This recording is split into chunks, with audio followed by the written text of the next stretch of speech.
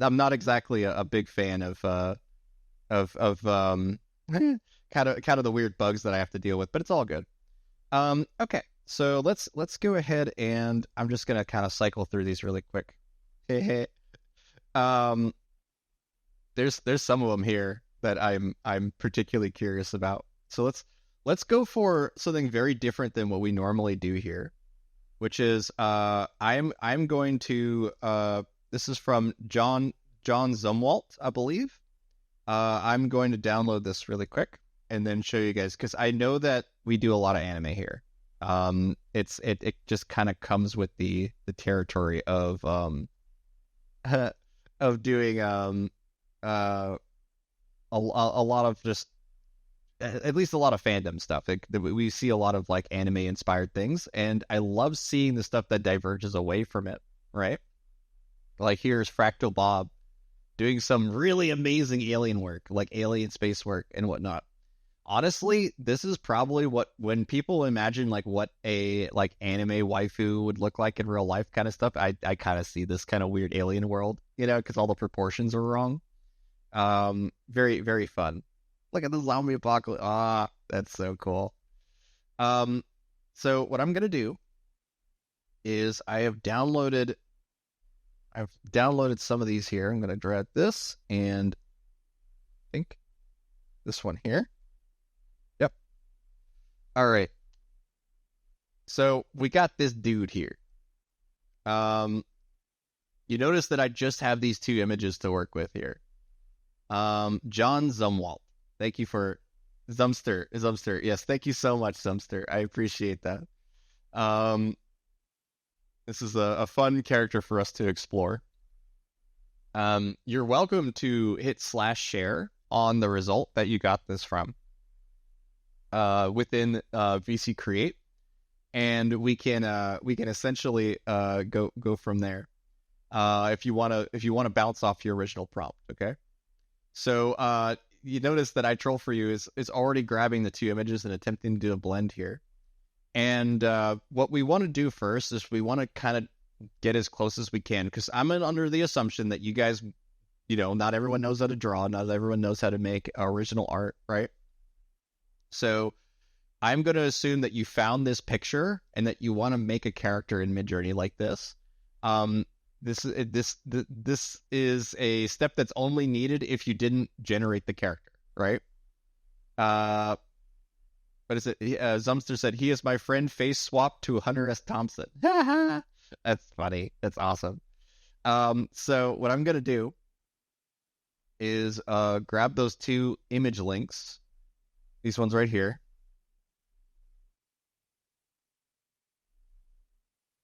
And we'll see how quickly we can get this done.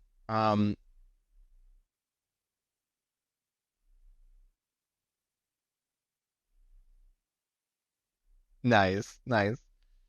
Um, I'm curious how well it just does blending these two. I know that Zumster ran this one as well. It's just taking a second in relax mode and stuff.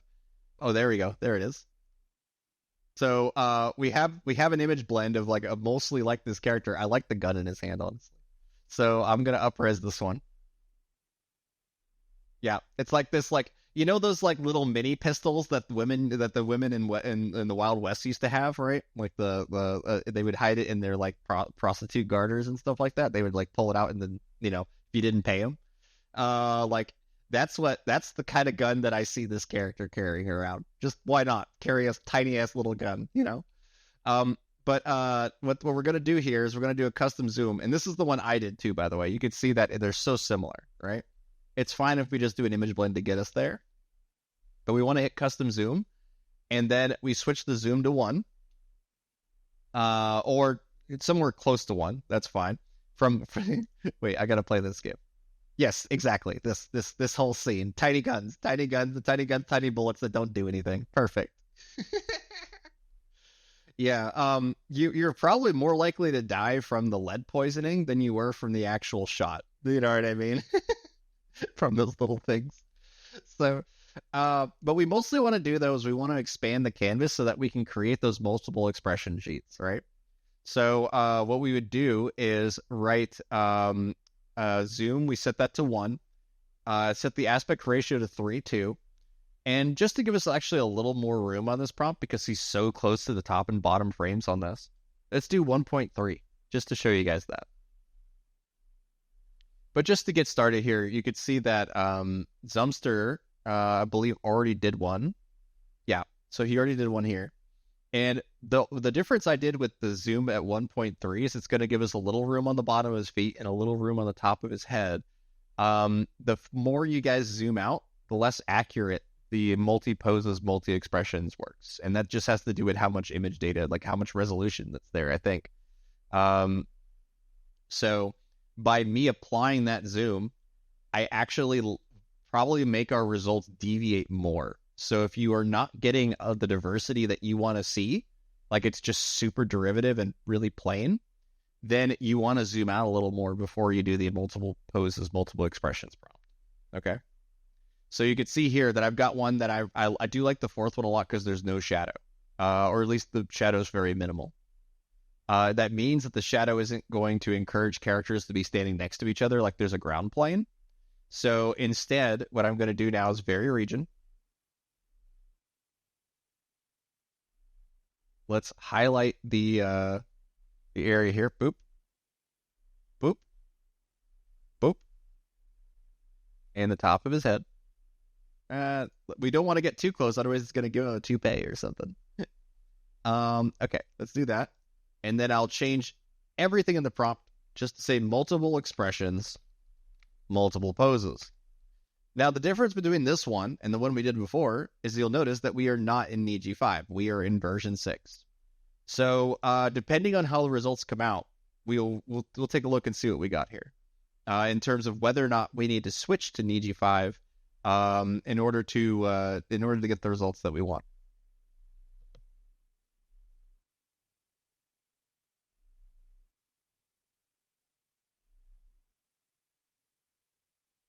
I have taken one bite of the sandwich. I probably should eat more of that here in a minute. But I just want to emphasize to you guys that when it comes to like zooming out and doing the multiple expressions, multiple poses prompt, it really depends on the character art about whether or not it's successful. Like the more realism we introduce, the more things that can go wrong. Okay. So let's take a look at this here. So you'll notice that we got some very similar poses. There's not a lot of diversity here. It's if we added codes like maybe chaos or weird, it'll definitely give us something else. It just won't look like the character that much, in my opinion. At least my expectation. So this is why I started by saying we should do a style transfer to Niji 5, because the thing is that it doesn't really understand our true intent by saying multiple poses, multiple expressions, because AI doesn't actually understand intent at all. It's just finding semantic midpoints between things. So, and I say just like as if that's an easy thing, but but the thing is that if we tell it, hey, actually do this in Niji instead of doing it in version 6, it removes the variable of what if these people are in a white room, right? And it's like, no. They're on a sheet of paper. They're a 2D representation of this character. We want multiple expressions and poses like it's a piece of paper, right? So this is very easy. I just hit reroll. Oops. Reroll. I forgot because we did a in paint. Let's cancel that really quick. Let's go back up here. I'll hit the prompt top here. Whoop. Go back to very region. And then switch it to Niji 5. And you guys should see that it now works incredibly better. Like it's so much better for our intent here. But that's my little hacky trick to force this workflow to be so fast. All right, let's let that load and I'll be right back.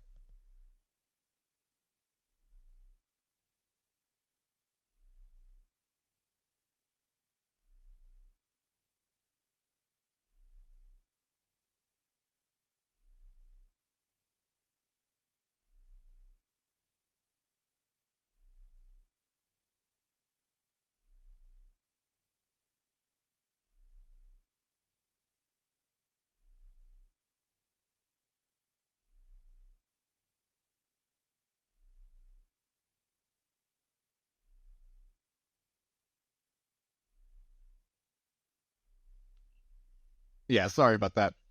Sorry about that. Oh, good, good. It's a sandwich party. Um, yay. All right. So this is the Niji 5 here. Let's take a look at it. Yeah. All right. Um, we are getting some diversity of the outfit on the second one here, but on the first one we get a more proper turnaround. So take a look at this. That is awesome. There's some wonkiness in terms of his body weight, right? Like it's leading really into like certain chub, like certain levels of like beer gut. Like I love the beer gut, by the way. The fact that he has this big ploppy beer gut is so funny to me because so many characters in Midjourney are very attractive, right? So getting this kind of like grustled guy who like who wants to shoot you for breaking into his motel room, like that's what I picture here. It's just an angry dude who lives at a motel. Um,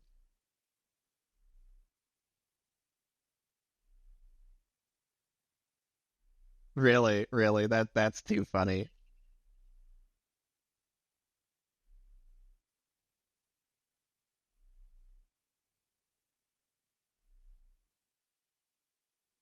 Um, there is a movie that I made an anime derivative of.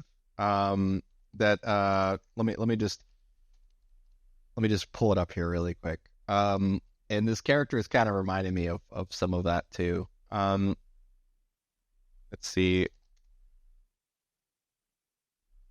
It's not Escape from Tomorrow. It's shoot, the Florida Project. That's it. Um, if you guys are unfamiliar with a movie called The Florida Project, um, it's a movie about being poor outside of Disney World, right?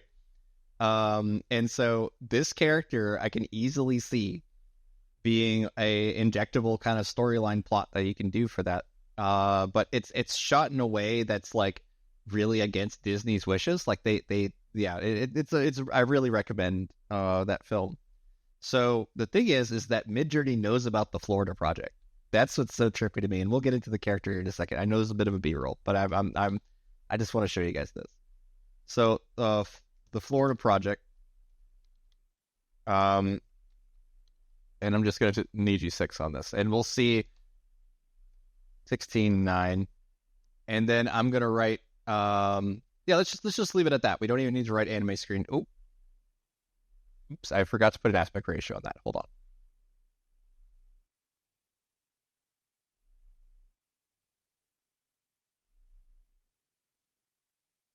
ER. Boom. Boom.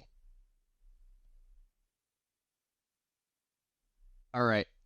Yeah, and yeah, I can see he's getting a little more suave, a little more Panamanian drug dealer. But let's go ahead and oh, look at him, he's a cat. Let's go ahead and grab our image sheet here, the one with the pump on the belly here.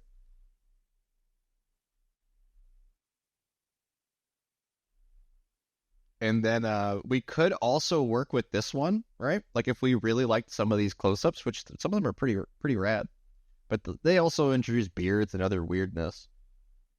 We can actually vary region and then select only the shirts and the bodies to swap out the bodies and try to create the Hawaiian shirts to come back.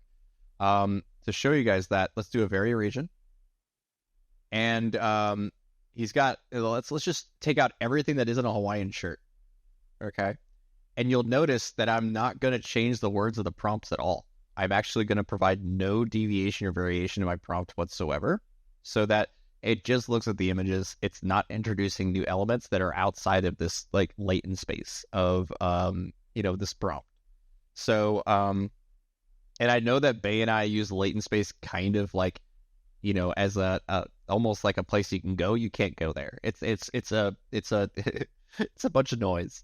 It's really what it is. So we're gonna grab all the ones that it's a noise realm. Let's go ahead and just submit that, and we'll see if we're able to get the Hawaiian shirts back on this. Um, look, yeah, and when you guys start zooming out or replacing backgrounds, you can start to see like all sorts of cool places that your character might be in. Because it's a Niji 5 though, right? Oh no, that's a V6. Never mind, sorry. Sometimes when you introduce this kind of blending or style transfer between Niji and realism, you get kind of a weird, interesting in between.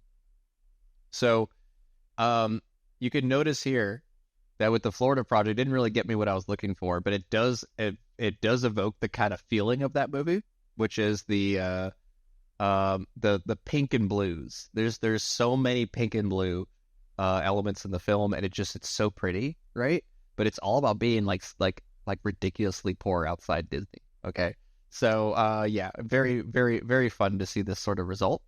But if you want to recreate that look without having to write Florida Project in every one of your prompts, causing everything to become Florida, you could just create a vision board of all these different scenes that look like the film, or maybe even grab stills from the film if you want to. But it's going to be realism if so. So like, yeah, building your vision board is going to be huge for a lot of people. Let's see here. We got a couple messages. See, Fungamancer said he could totally be a friend with the dude from The Big Lebowski. Yeah, right, for sure. Let's take a look at so look at that. It put the Hawaiian shirts. It did exactly what I wanted it to do, because I restricted all of my inpaints to just the only featuring ones with Hawaiian shirts. There you go. It's fixed now. This is completely usable in that regard. Now, granted, there are other characteristics of this, like individual shots, that may be wrong. But it is all here, so it's super cool. But now we're gonna build this as a character sheet so that other people can start using it too. Okay, let's see here. I'll let you guys keep messing with that.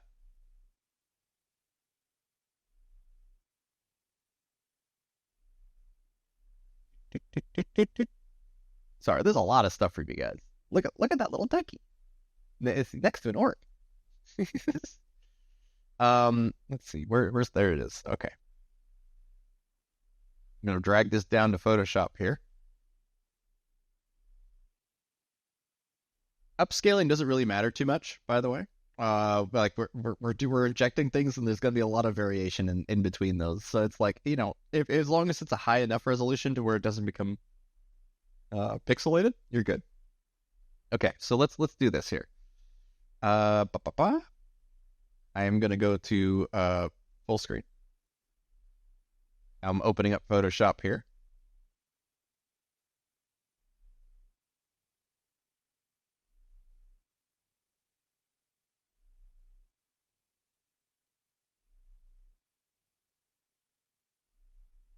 Let's see here. Sorry, it's just taking a moment to load.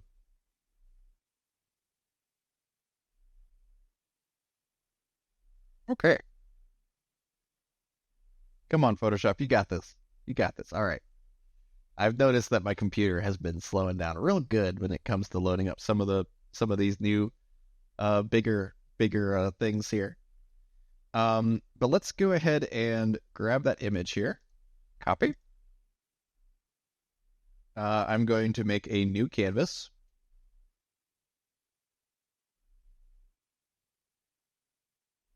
Oh, new tools found. What is this?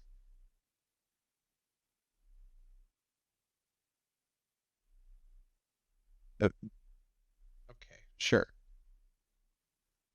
I'll check that out later. Okay. Here's the picture. Now what I'm going to do is you can use MS Paint. In fact, let me open it up like this. Okay, hi guys. So you can use MS Paint. You don't need to use Photoshop. You don't need to buy a Creative Cloud subscription to do this. You can just use whatever image editor you have. But the important thing here is that we want to get rid of any variables or anything that we don't want to see this character, have or behave, right? So I'll be using a little bit of gen fill here to kind of demonstrate that, but we can do the same in painting inside of Midjourney too. So you'll notice that we want to find the things that don't really make a ton of sense, right? And get rid of them because we don't want them to show up in our future images, okay? So like the weird kind of like yoga mat thing that's on his back, butt here, I'm going to inpaint that out because that doesn't make any sense. It doesn't look like anything else that we're working on here. So let me gen fill that really quick.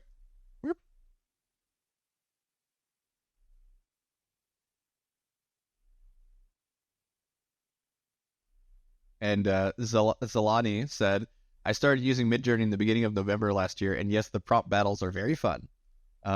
Kinky does that every weekend, by the way, y'all.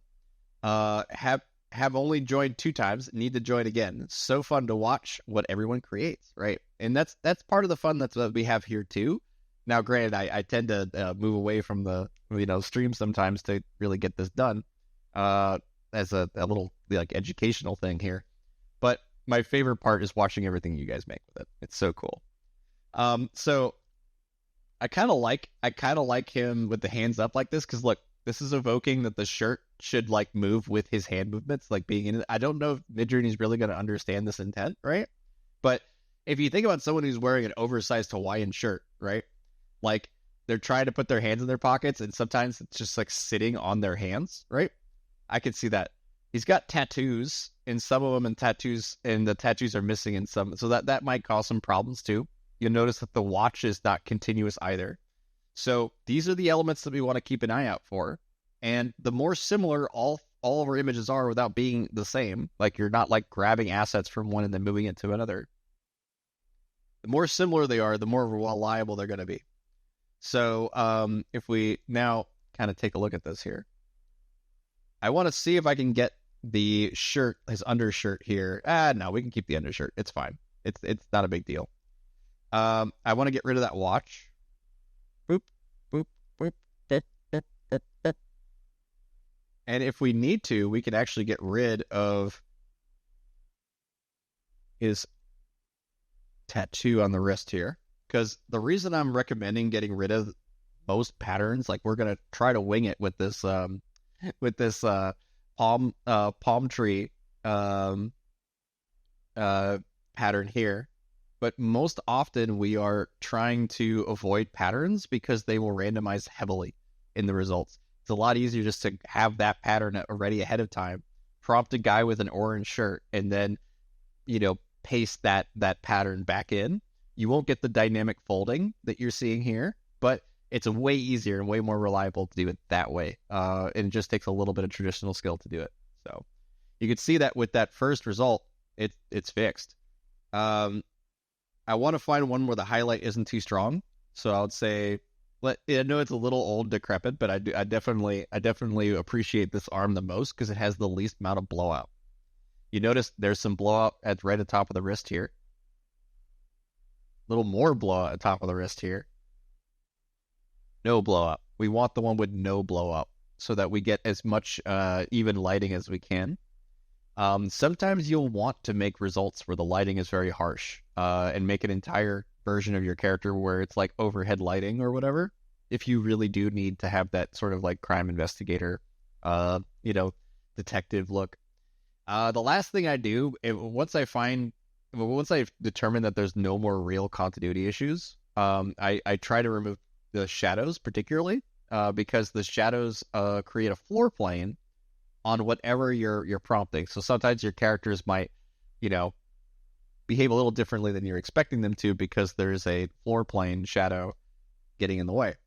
So let me just go ahead and grab everything.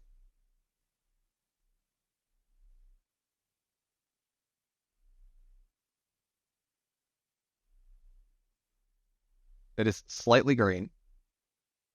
There you go. All right. And I'm just going to cover that up.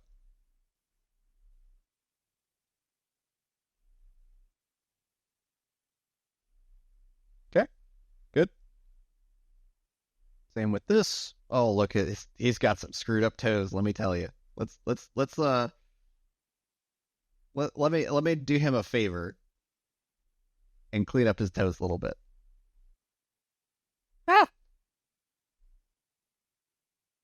Also, because of the way I have everything set up here on Discord, you guys are going to hear my computer scream sometimes. Sorry. Rhapsody said, in my experience with Rio's weird cloak coat, MJ is really good at understanding that especially V6. Blowout, term when used when light on a specific spot on an image is so strong that the area is blown out and just showing white.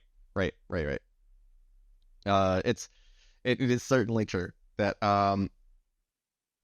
yeah, it's let's see what did Zolani say? I'm too scared to join the creation part here, so I will continue just watching and learning for now. I'm such a noob at this. No, Ancient is right. The best way to learn is to prompt along, even if it's not good. I fully agree with it. I fully agree with that. It's just important that you guys get the experience in. One of the things I will say, and this kind of tells you how true it is as a how true it is as an art form in terms of what we're doing here. If you're nervous about getting criticism and stuff like that, like that's literally that's literally every art gallery, like kind of like artist alley kind of thing. It's like, oh no, I'm so nervous about like the reception I'm gonna get for my work or whatever. It just means you're human. That's all that means, man. You're good. Prompt whatever you want. It's super inconsequential with AI imagery, right? So like if you make stuff that's weird or whatever, don't worry about it. It's just gonna get lost to the void that is VC Create. So you're good. I mean, clearly, like look at how much craziness is just already in here. All the different expansions and expressions that people are working on, we'll be able to slap all together. And you never know, you might make something that really gets popular. You know what I mean? In terms of like people's reception of it, right? Look at him, he's surfing. Look at him go. Okay. Let's see here. So I'm removing shadows here. That's my main goal anyway. And there's a couple different tools we can use to kind of do that for us. I'm gonna do sample all layers here. Let's do, yeah, we'll just do the pointing click here. Boop. Okay. And I'm really just gonna try to remove any elements that I want to keep.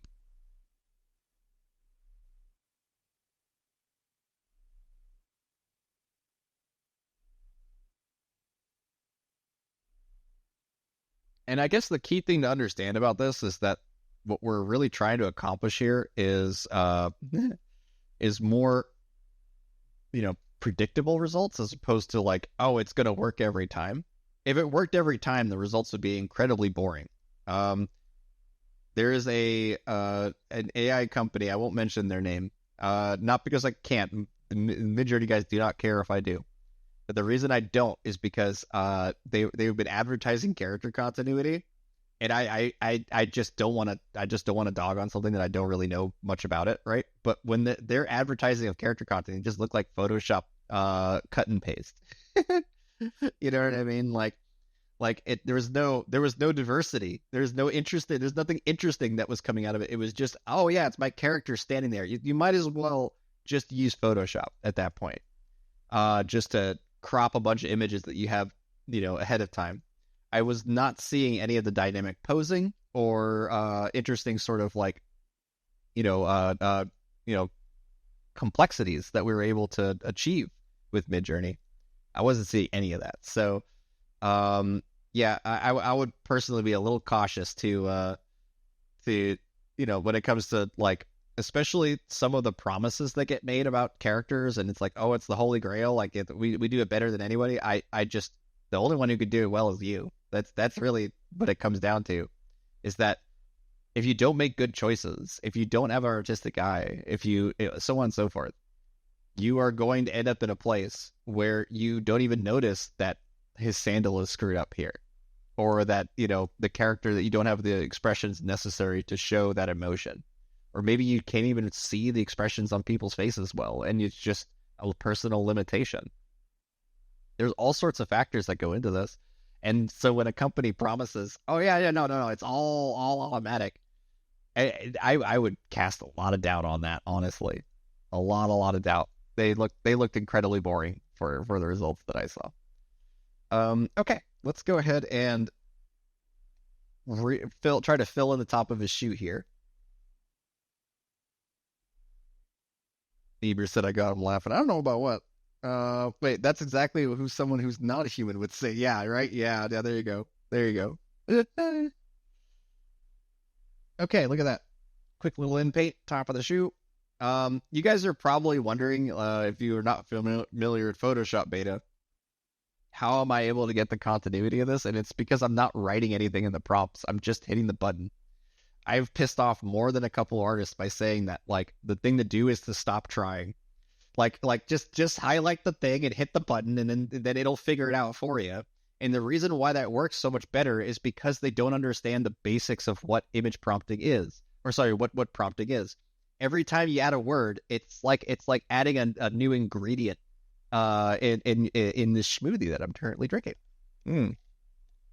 Great. It's one of those things that, like, you want to remove the variables by not writing anything in the prompt here and selecting something similar. Let's say like this, like poof, that's on the front here.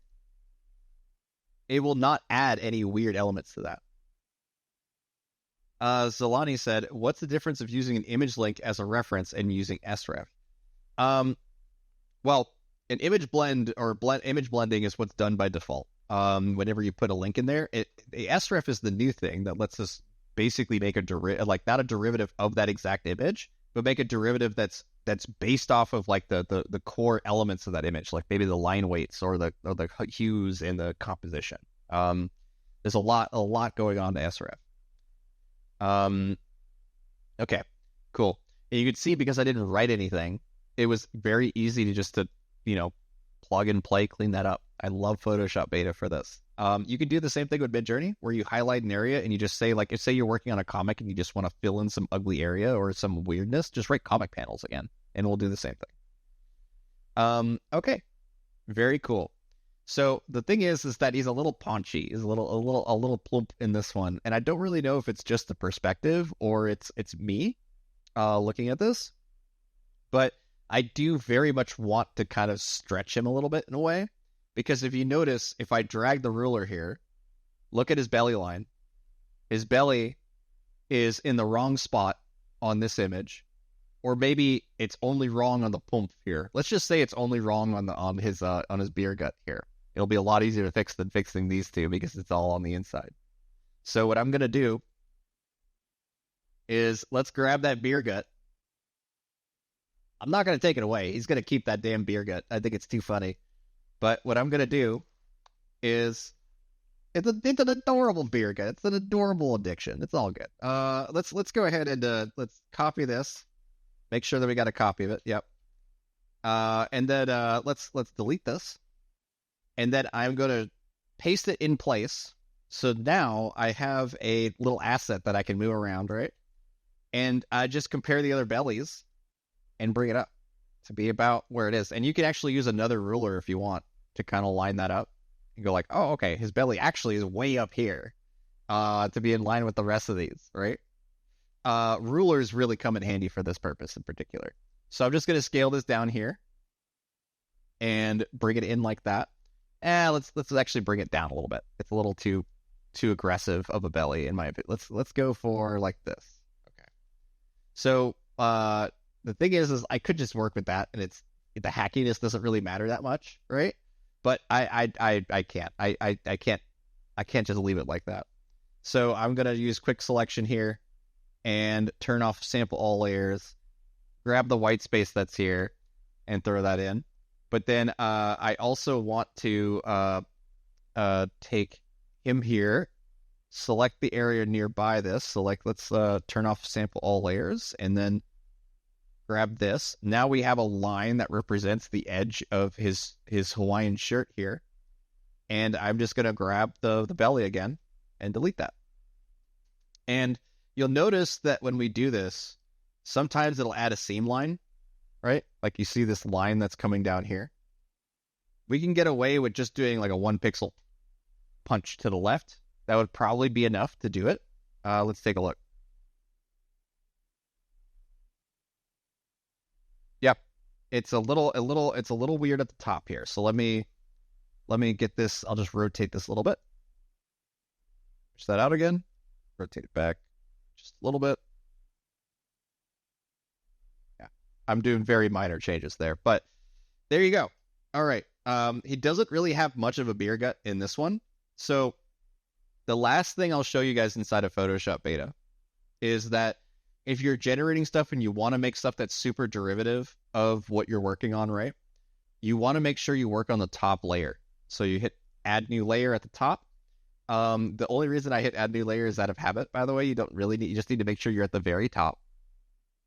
And that way it'll refer to the entire canvas and all the changes that you've made in order to clean this up here. Okay.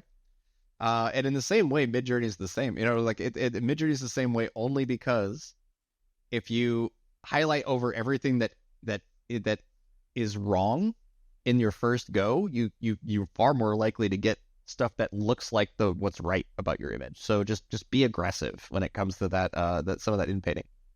The last thing I really noticed about this is that we got his beer gut higher up. His gut's a little gone in here, but over here it's like not like this is wrong. Like in terms of like where the shirt should be and like all that kind of stuff. So what I'm gonna do is now that I'm on the top here, I am going to go as high as I can to about, let's see where we got to go, about here. Go to about here.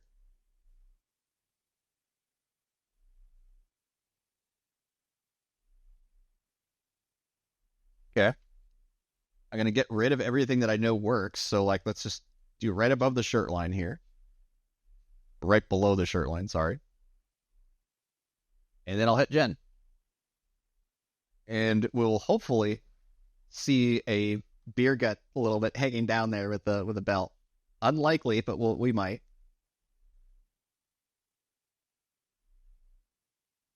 Oh, look at that. Let's see what we got. There we go. We got it on that one there. It's mostly there anyway. So that's funny. Let's go ahead and try to select a little more of this area here because I noticed that it kind of has a bit of a V shape to it. And I'll gen that.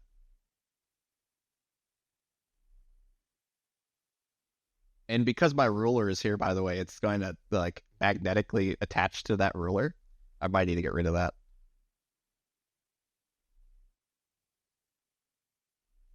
Nope, it's good. That's good. That's good. All right. Sweet. So we now have an even beer gut on basically every one of these. We do need to change his height a little bit. Like he's a little. This is the only one I don't like, honestly, is the one that's kind of back because his head is at a weird angle. His proportions are off. I'm gonna probably end up skipping this one for the turnarounds here. But it is important now that we have this sheet cleaned up how we like, that we now expand the canvas.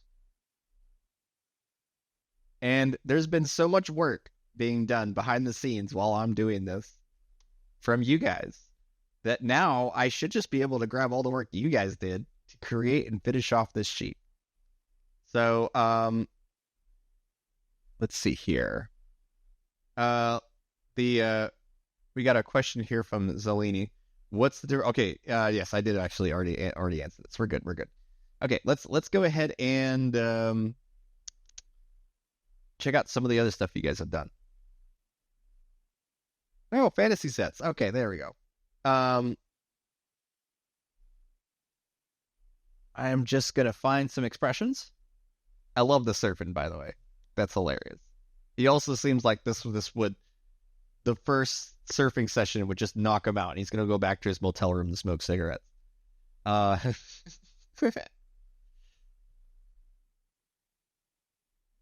All right, yeah, there you go. This is great. All this is great. I love this is like what Wally mixed with like Florida. I do like the idea of making Florida the Florida Man the anime. I think that would be really funny to me. I'm sure that is like I told an artist here, not here on R Comics, that my original intent was to drag everyone's characters to Florida so we can have a beach episode. And as much as they love the idea, they really hated the idea of AI doing it for them.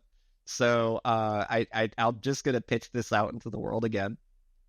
we got to make a beach episode of some really really funny characters. Like I love the idea of an anime beach episode belonging in the middle of a show that doesn't have any context to it.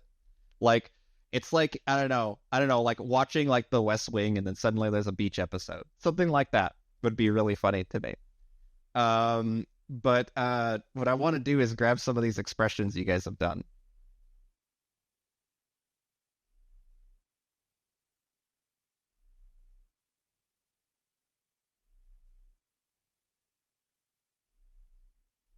Got to do some real scrolling. Look at that.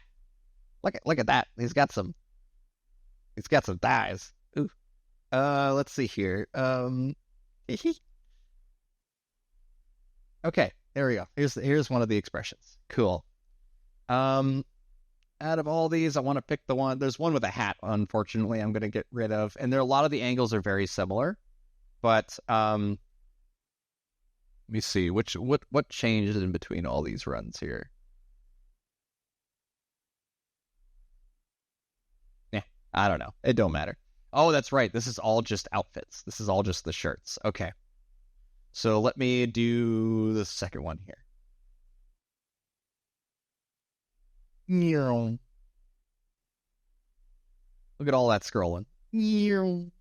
All right.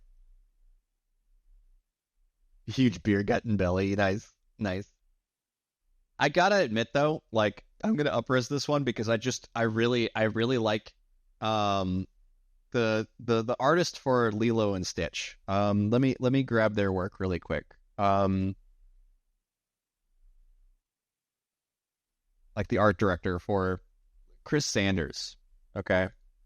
Um, if you want to see, like, the thing is that I don't know if Disney fully recognized that that like who they hired when when they um when they did Lilo and Stitch and whatnot. And I say that because most of let's say here is it Chris? Yes, it is here.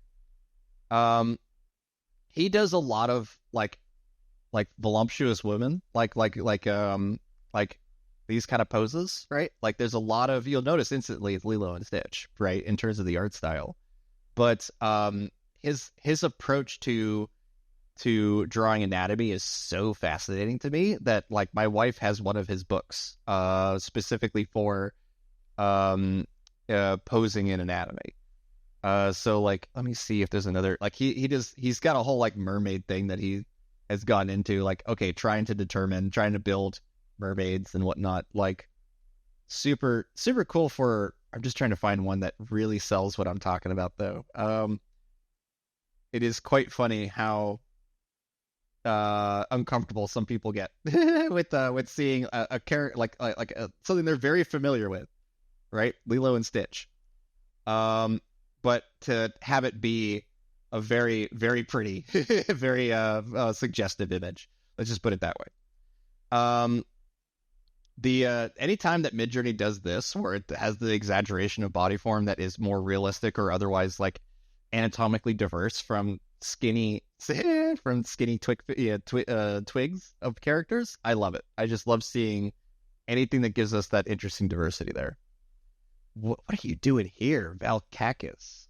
Create a black and white detailed illustration of a huge super deluxe hotel facility on an island. Okay, nice. That's pretty trippy. I like it. It's almost like Art Deco in places. That is cool. Okay.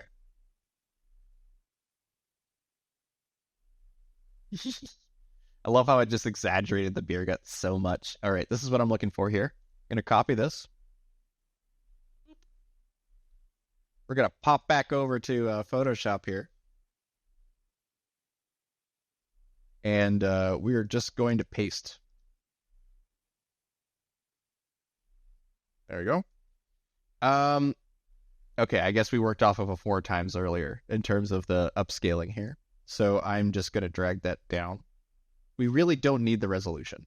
What we really need is common heights and even, you know, proportions and stuff in order for this to work right. So I'm going to scale this down. The proportions. Oh, okay, yes, okay. The proportions across different images doesn't really matter as long as they match. So, like, if there's one image that's bigger than the other one, it doesn't really matter. It matters a lot more that his height is different between these images, right? So, like for example, before we get into the expressions, I'm gonna grab to the top of his head with a ruler, like that, and just to make my life a little easier, I know we did the belly thing earlier, but just to make my life a little bit easier, we are going to drag up, just literally just warp it. I'm just going to warp it into the right height so that I have less work to do or I have to generate less stuff. So let's just bring that up to here. And you'll notice that when I did that, it did a lot better job also lining up the chin lines, right? Yeah. All right, cool. And the thing is that if you're too rigid about it, if you make everything with rulers and align everything right, it works. But you'll notice that, like, if I would force the same logic onto this one, his head would be wrongly proportioned because you got to think like, oh yeah, his face is like pulled out like that, like it's a jaw that like that kind of evokes someone who's talking with a cigarette in their mouth. Like I want to keep that proportion distortion that's there. Okay. All right, cool. So we got this all now. Most of it's lined up. It works. It'll be just fine for what we're doing. I am going to get rid of this. The middle image is redundant, so we got to make sure we always remove the redundant images.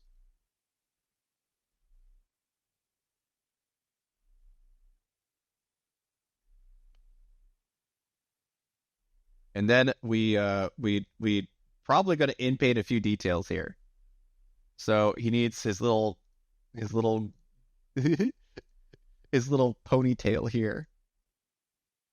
Why do I want to insult this guy like constantly? Like I'm sorry, Zumster, but I like really want to like make fun of the way this dude is. Like the all right, it didn't prompt anything for ponytail. He kind of has a Salvador Dali profile, to be honest. Now I feel like I'm being mean to a person that doesn't exist.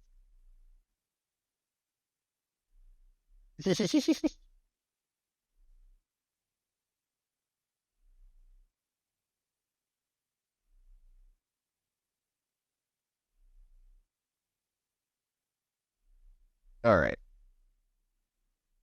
So these two images are very similar, but I want you guys to pull out some of the. Okay, let me put it this way. When I did Chrome Lords, it's a live action comic.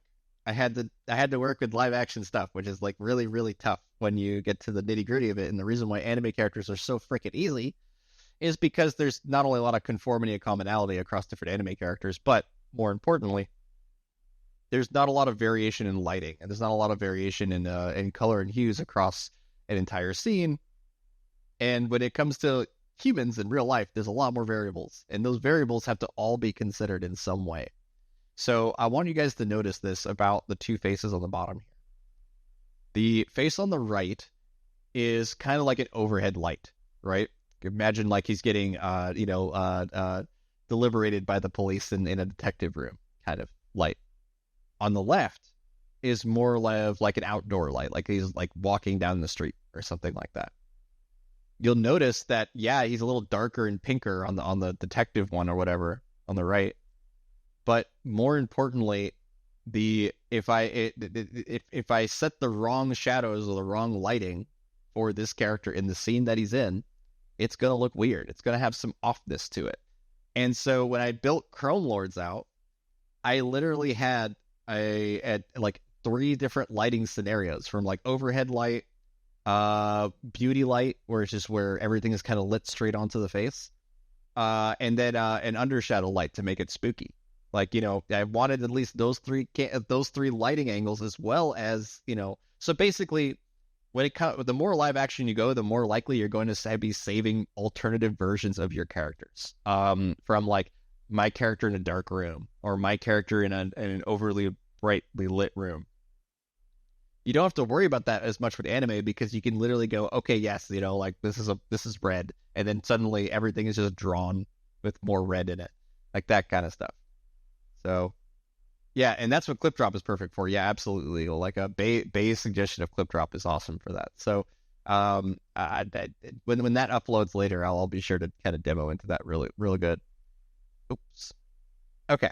So at this point, we're on the layer with all these expressions.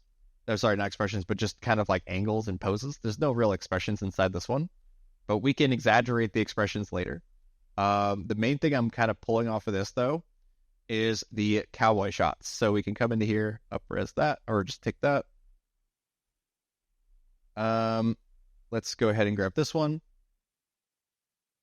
And when you think about a comic panel, y'all, like, okay, especially a comic panel, how often do you see cartoon characters full body like this inside of a comic?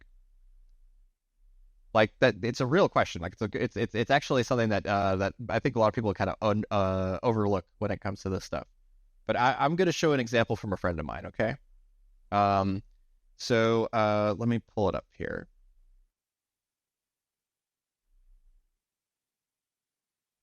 And there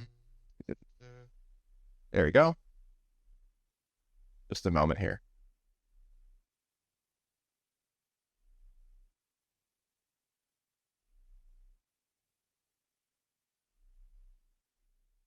Okay. So I got a comic here from my friend Fran. And the reason I'm pointing her out real quick is because I want you guys to notice that like this is true for just about every comic artist out there.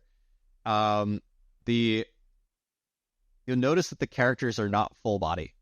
They are what is called a medium shot or a cowboy shot. And the thing about the medium shot, it just puts more emphasis on what's recognizable about the character, which is the faces and expressions, right? So more often than not, it will be doing like a like how can I say this?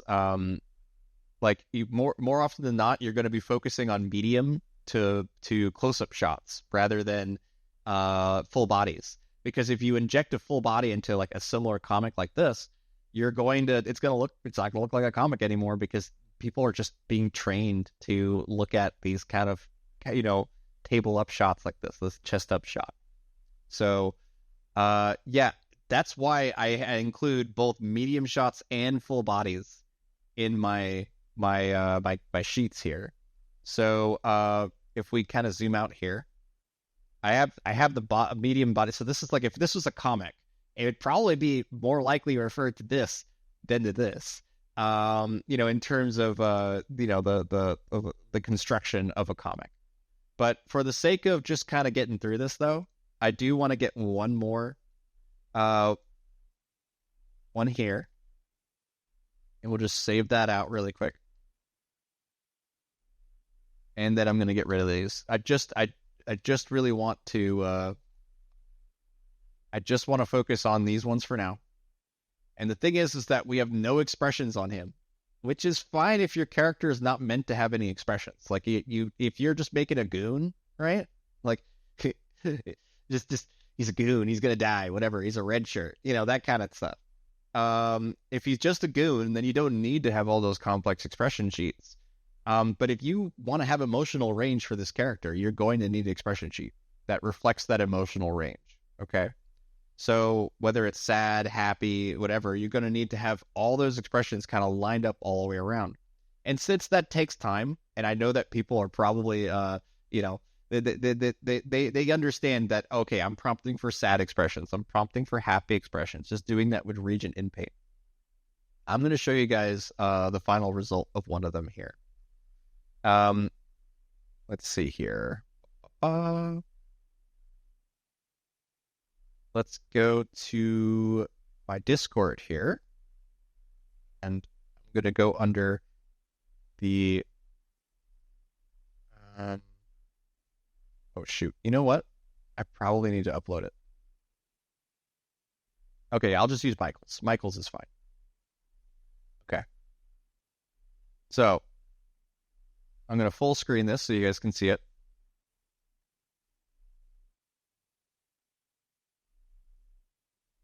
Oh wow, look how broken that is for me. Wow, that's amazing. All right, there you go. Okay, so this is by far the most complex character sheet I have built so far. And the reason why, and I'm actually gonna, you know what? I'll post this inside of um the create channel so that you guys can see this too.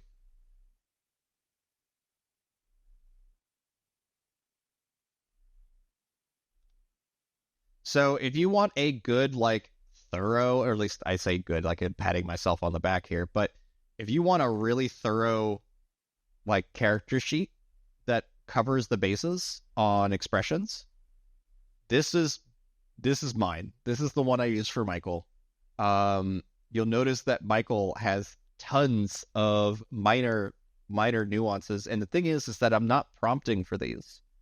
I'm asking for multiple expressions and saying, "Hey, I really want, like, I basically just keep re-rolling them until I find the ones I want, and then I'm personally pulling them out." So, like, for example, I never prompted for flirty.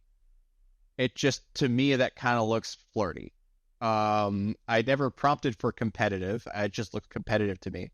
There's plenty of ways to force the reactions by saying scared or whatever, but I am leaning quite heavily on the idea that this is where your artistic eye plays in the most. Is when you go, okay, I'm able to interpret this as that, and I'm going to uh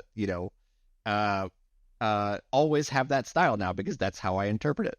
So curious to see what how you all approach these expression sheets particularly.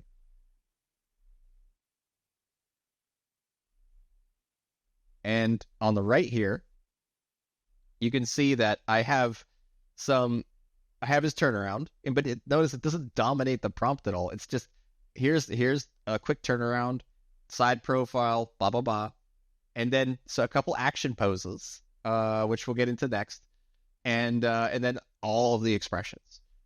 And I could keep going on and on about, like, how I use Michael here, but let's actually jump back over to the space set here because I actually see a comment from Rhapsody here and said she's sitting next to me. I'm gonna open up the chat box here really quick. Let me. How do I do that? What's the easiest way for me to do that? Just a second. Sorry. There we go. I'll just keep this open here. Um, so on VC text, VC chat here, what are you thinking? What's your idea, Rhapsody? What happens if we use an SRS for other characters? I'm curious what would happen. I am curious, I bet you're already digging into it. Over here. Um, yes, I'm not surprised that you're already digging into it. So I'm gonna let Rhapsody actually take over here for a second, just to kind of go through her little SREF here. So I'm gonna put it on the bottom. Is this no? All right, I'll leave it on the bottom here for a minute. I gotta eat a little more of this sandwich, and then I'll be right back. Just literally like a minute, all right? But I'll grab I'll, I'll grab Rhapsody and Kinky really quick to put put them on the box here real quick. Where's the set? There it is. There's the bird. And yeah, by the way, Rhapsody, I'm sorry I kept calling you the bird girl so much during my Twitch stream. It was just really funny to go, oh, look, it's the bird girl. Look at her go, just reading that book. But let me paste this in there real quick. Yeah,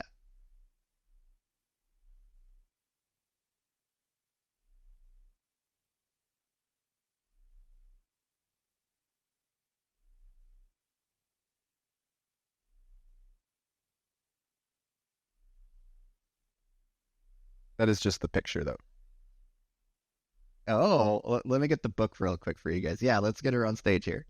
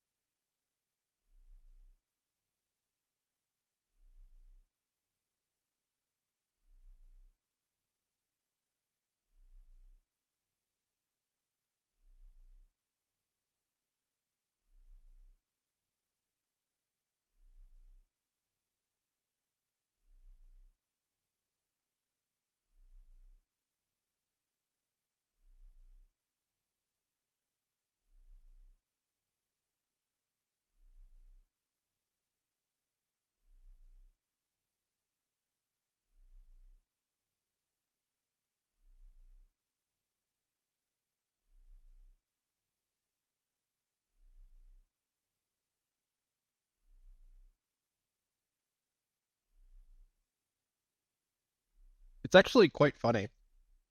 Yeah, it is quite funny though. Like seeing let's see, I'll put myself up here. Okay, yeah, look at us all three just hanging out here. Um but yeah, like the main thing is that that kind of semantic blending gets my logic screwed up with it. Like I'm like, wait, what is it doing? Like I see like the two-tone hair and all that stuff, and I'm just like, is it just finding middle ground all the time, or like what? Like it's just so curious to me. What results we get?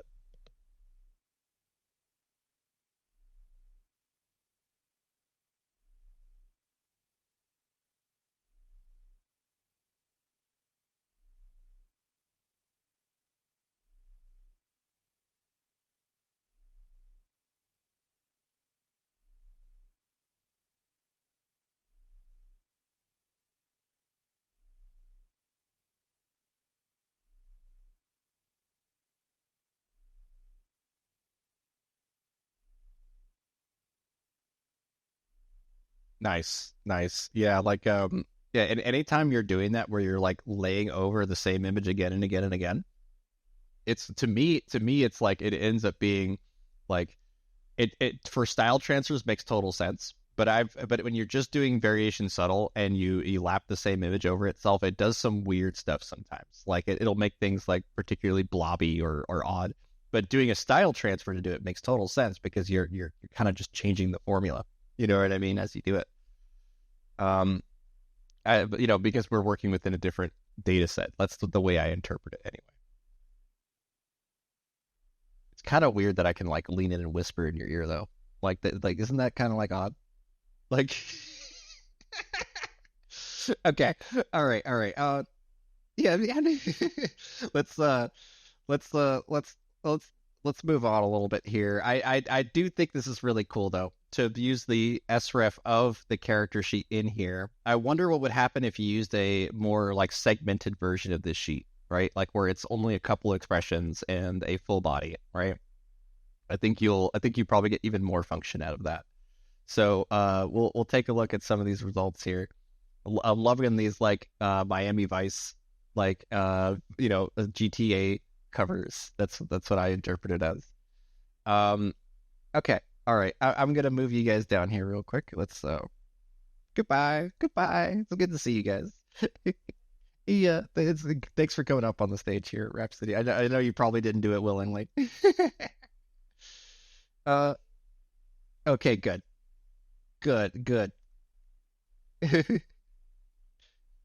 Okay, good. I didn't know if we could just like throw people on here and force their mics open, which would be kind of funny, but it's definitely I understand why that's not a thing. Look at that. Look at him go. He's ready. He's just ready. He's ready to lay down the law, his own, the Florida law, the law of the land, the law of the beach. Yeah. The law of the gator. There you go. The Everglades. Okay, cool. All right. So at this point, though, I really want to show you guys one thing here, real quick. Um, and I personally, and I'm gonna be honest here, y'all, I don't really have a lot left because I was so burned out from this week. Honestly, like I'm finishing up a comic with Bayrate right now. I released a comic today on Reddit that blew up. I've been editing so much video. Just like there's been a lot. There's been a lot going on here, so I really do appreciate y'all's patience as we kind of like go through this stuff. I'm going to let this stuff scroll because I want to check everything out from you guys. Um, so I am going to invite Bay back to come back. I'm sure he's down because he had so much fun when we did it. And he keeps messaging me, letting me know that like, hey, I had a lot of fun doing that. That was great. So I'm assured that that Bay will be eventually coming back. I really and like, look, there's a dinosaur. But yeah, like I'm excited to see that. Wait, you released a comic with him? What? He's great. I really I'm such a fan of his work. So it's really great to have his excitement be on the on our side of things for this. So. But I do want to mention, I Trophy said, wait, you released a comic with him, or what did you say? Okay, I am working on a comic with him right now. we I basically, the editing that I've been doing is I've been cutting down our big 3.5 hour session with him, and I cut it down to a 55-minute supercut. That supercut includes tons of images that you guys generated. It includes tons of original stuff from him. And it's all side by side. So like you guys get to watch Gollum, like the facial creature lead for Lord of the Rings, not only reacting to your all's generated imagery, but he's actively generating stuff with you guys during the stream. So it's super super cool. If you guys are not familiar with Bay Ray, he is the creature facial lead for the original Lord of the Rings trilogy. So he's the guy who's responsible for programming Gollum's face, and also just crafting the entire face itself. He did like the Balrog and Troll, and like yeah. He's prolific in that space, and he was on our stream 2 weeks ago, or whatever, maybe 3 weeks ago now. I've kind of forgot. But the thing is that what a lot of people don't really know is that he's also the main guy behind Source Filmmaker from Valve. So like all the Team Fortress like Meet the shorts, right? Meet the Sniper, Meet the Engineer, and whatnot. He's like foundational to all that. So yeah, it's a lot. It is certainly a lot, and it'll be really fun to watch the supercut. But I'm making a comic with him to announce the supercut. So I won't spoil anything from the comic or nothing like that.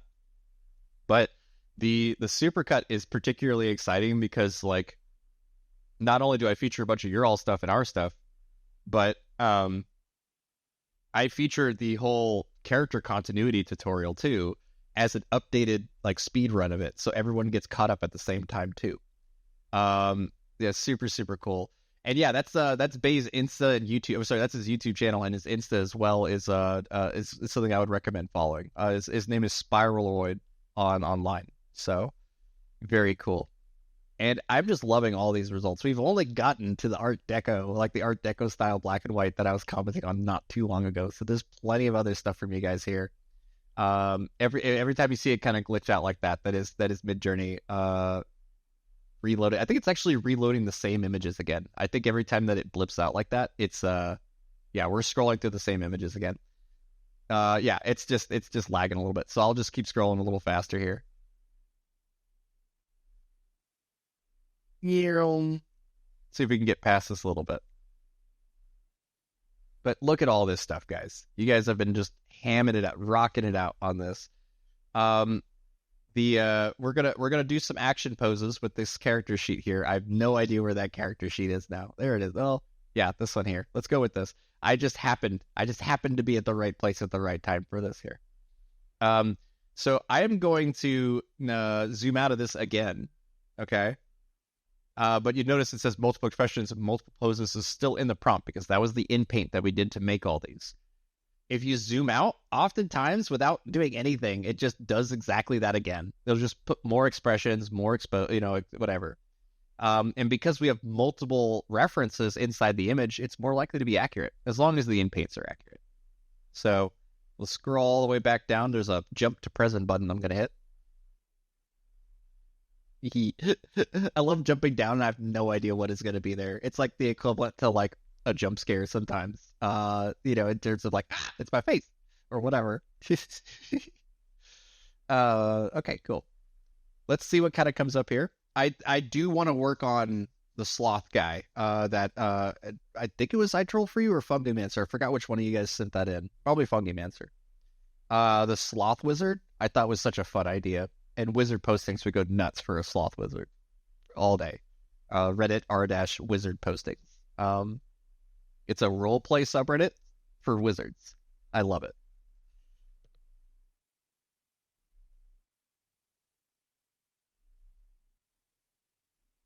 Okay, so the results that come out of this don't really matter that much, but you could see the effect of the floor plane.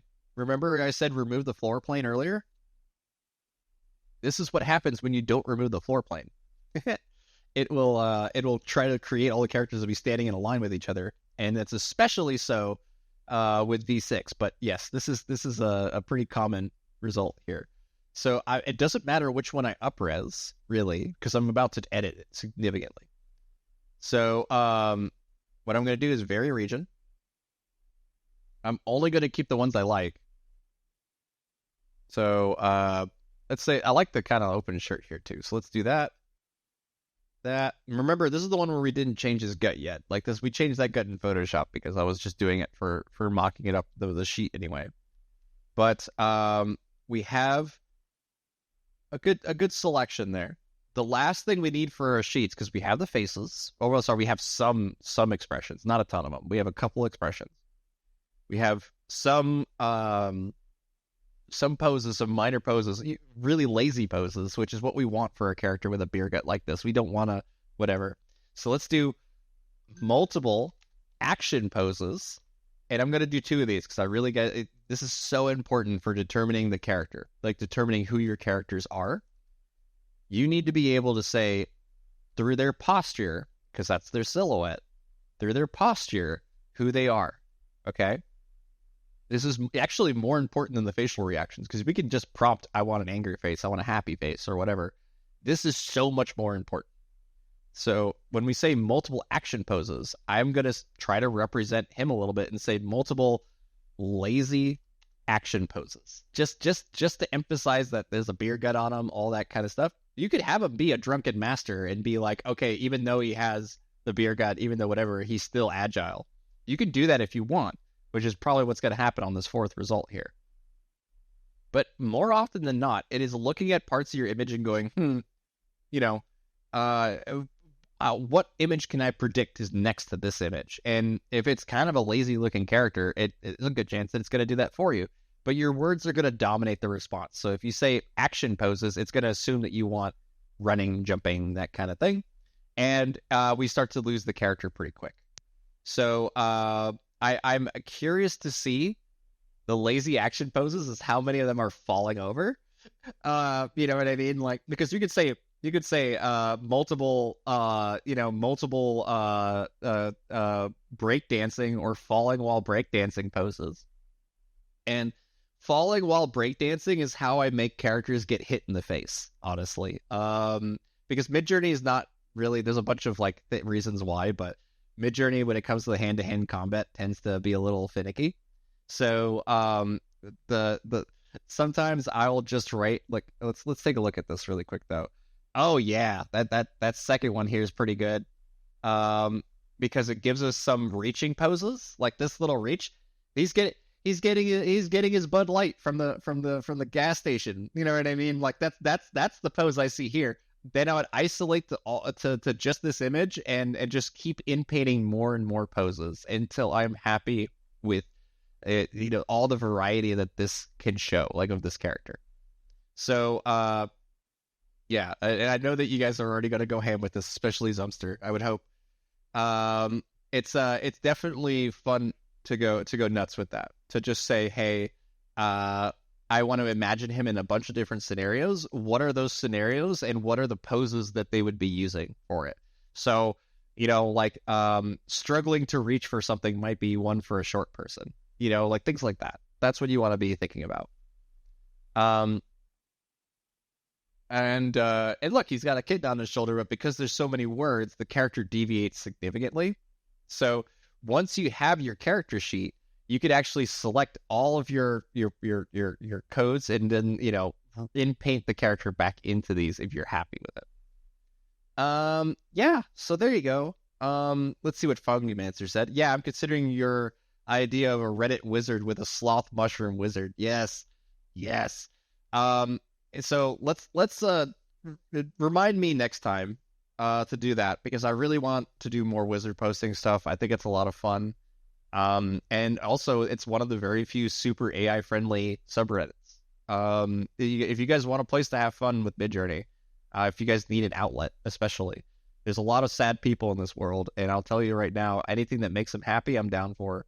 Whether it's generated imagery, whether it's as long as it's not truly self-destructive, right? Like drugs and crap, I support it. I support whatever outlet you need to make yourself happy. As long as it doesn't hurt you or anyone else, I'm okay with it. So that includes any... Oh no, why?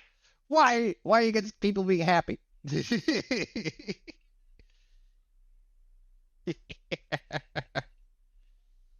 Yeah.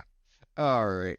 So, okay. So at this point, though, I wanna say that the at least when it comes to any of the stuff that you guys have submitted, I just thank you guys so much for being here. This has been so much fun. I am probably gonna call it a little early today, just because I got one or two things I need to handle tonight. But you guys are so much fun to hang out with, to make cool things, and frankly to experiment with SREF. I really want you guys to experiment with that first one we started with, right? Let me just repost it here so you guys have it. Here, there we go.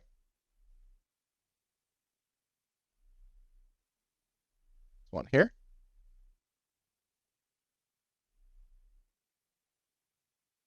and I will copy that for you guys again.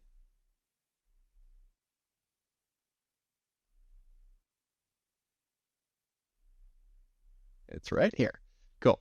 So this image here, I really want you guys to experiment with it because there's a good chance that I'll make a Victor comic with your stuff, especially if you do it inside of my Discord.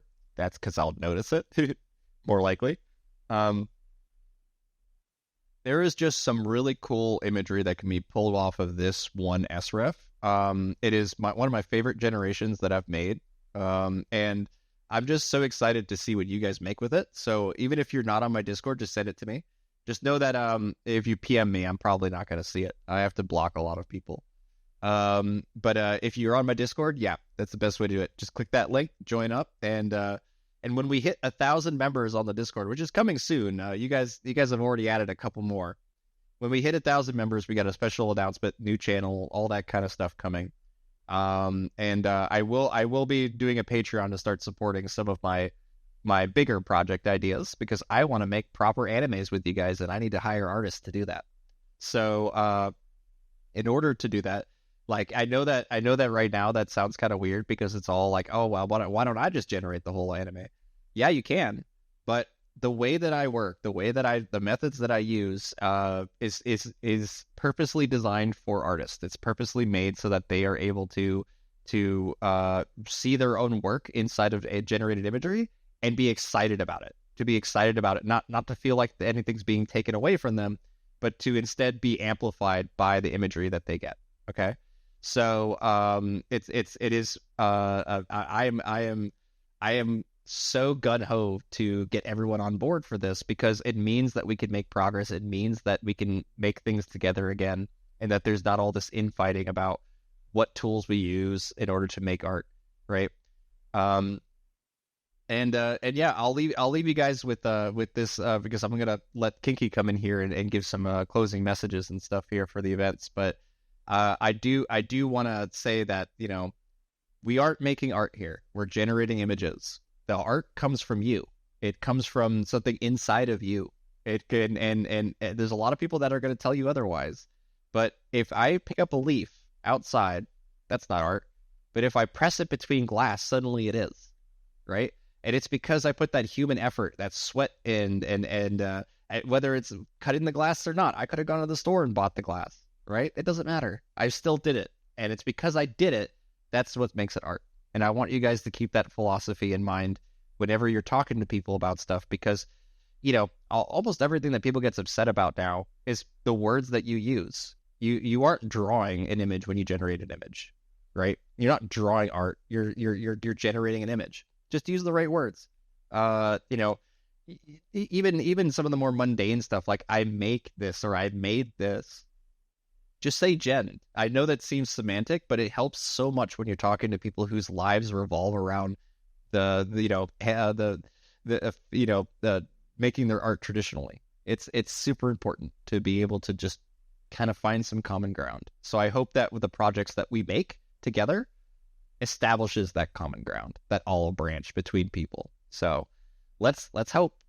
All right, let's see what your all's comments are here. Fungi Mancer.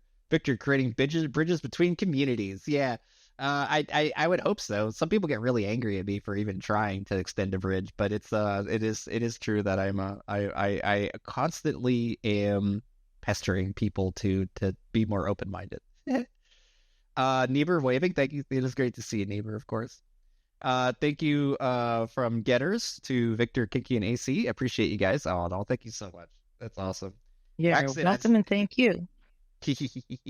And I will say, let me just put Kiki back up here too, because she's going to be doing her closing announcements here in a second. I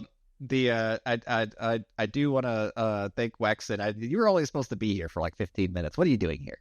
That's great. Thank you so much for joining. And I know that if I even mention CREF, you guys are gonna go freaking ape. So I'm not even going. I don't know anything about it, so I'm not even gonna move on. I'm just gonna move on. Lizzie, I really do need to experiment with SREF more. I haven't touched it much yet, but it seems like you can do really interesting stuff with it. Yeah, I will say that SREF is amazing. It does some really, really, really cool stuff. It does feel kind of restricting though. Like I feel like I need to experiment more.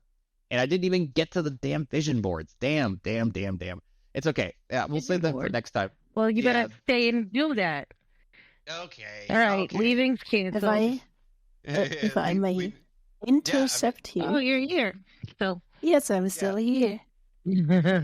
Just saying before we leave this, I'm again doing the show, after this one, down on Victor's server. So if you want to jump into the community and talk with me and maybe with other members, just join by.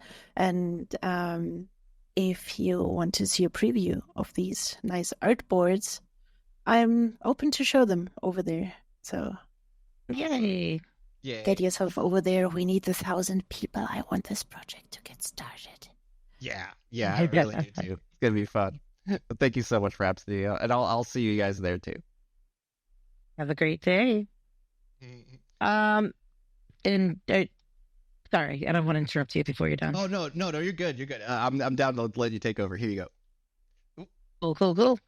I was just gonna say that I hope everybody has a great night and a great weekend. And if you're bored and you want to hang out with some people who like to create and help and teach each other things and have an amazing time doing it, there is prompt battles on Saturday and Sunday. We have events that you might not even know about, so I'm gonna throw excuse me, took it on my own breath. For the events calendar into the chat. You can always see it at the top of the Discord server. And I hope you have a great night. And stop by if you can. Good night. I'm going to attempt to end the stage, and hopefully the event ends instead of going on until Tuesday. We'll find out. Oh my goodness. We'll see. You must be so tired from that. Oh yeah, like a 4-day, like a 5-day streaming marathon. Oh my god, that's why I was burned out this week. Oh my god. Couldn't be me, man. Could not be me.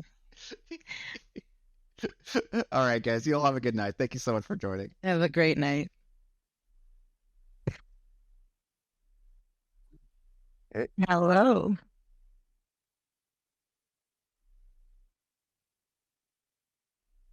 I'm pretty good. I'm trapped under a cat, but otherwise great.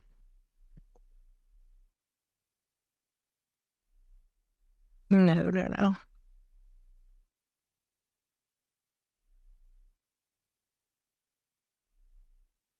Hope you guys are doing well today. The supercut came out technically yesterday, but I posted the comic today. So share that. Love to hear that. Yeah, I'll share that inside of VC text really quick, just because it's not AI actually. I drew the comic entirely, so I'm it's not too relevant in that regard, but I will be doing the last hour of the stream. I'm probably just gonna put on put on the supercut itself, just because I'm real proud of it. I had to put a lot of work into it. So yeah. You get to watch yourself animated and a couple other people animated in it as well. So I'm stoked for that. Let's go ahead and post that. Just send that here. Oops, not that one.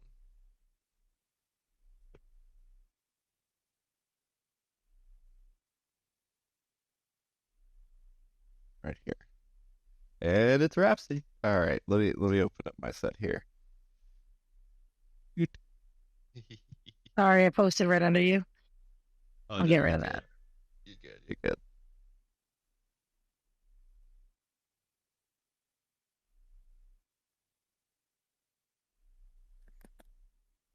Here we go. Zooming on through all this VC create here. I'm just gonna hit the damn button. Jump to present. There we go. The embed preview there is a little off. Just as 13 upvotes and 5 comments. Yeah, I know. The thing is that I don't know at what point Discord catches that, but the very first time I posted the comic, right, that's how many upvotes it had. And then for everywhere else I post it on Discord only, it'll show that there's only 13 upvotes. And then you click it, it's like 4,000. I'm like, oh wow, that's nice of you guys. Yeah.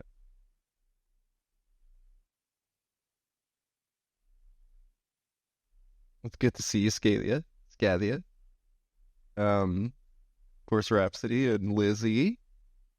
Is that we're gonna be getting to a bit of a sloggy start on my end of things. I admit that I took my time with the comic, but I also like this Bay Raid interview like really burned me out, guys. Like it was a lot. It was a lot to do actually. And of course I couldn't put it down. Like I just kept fiddling with it. And so I'm just so happy that it's out and online, and you guys can read the comic and then jump to it, and also like it's kind of refreshing to not have a bunch of negative comments inside of my comics, so that's really nice. Yeah.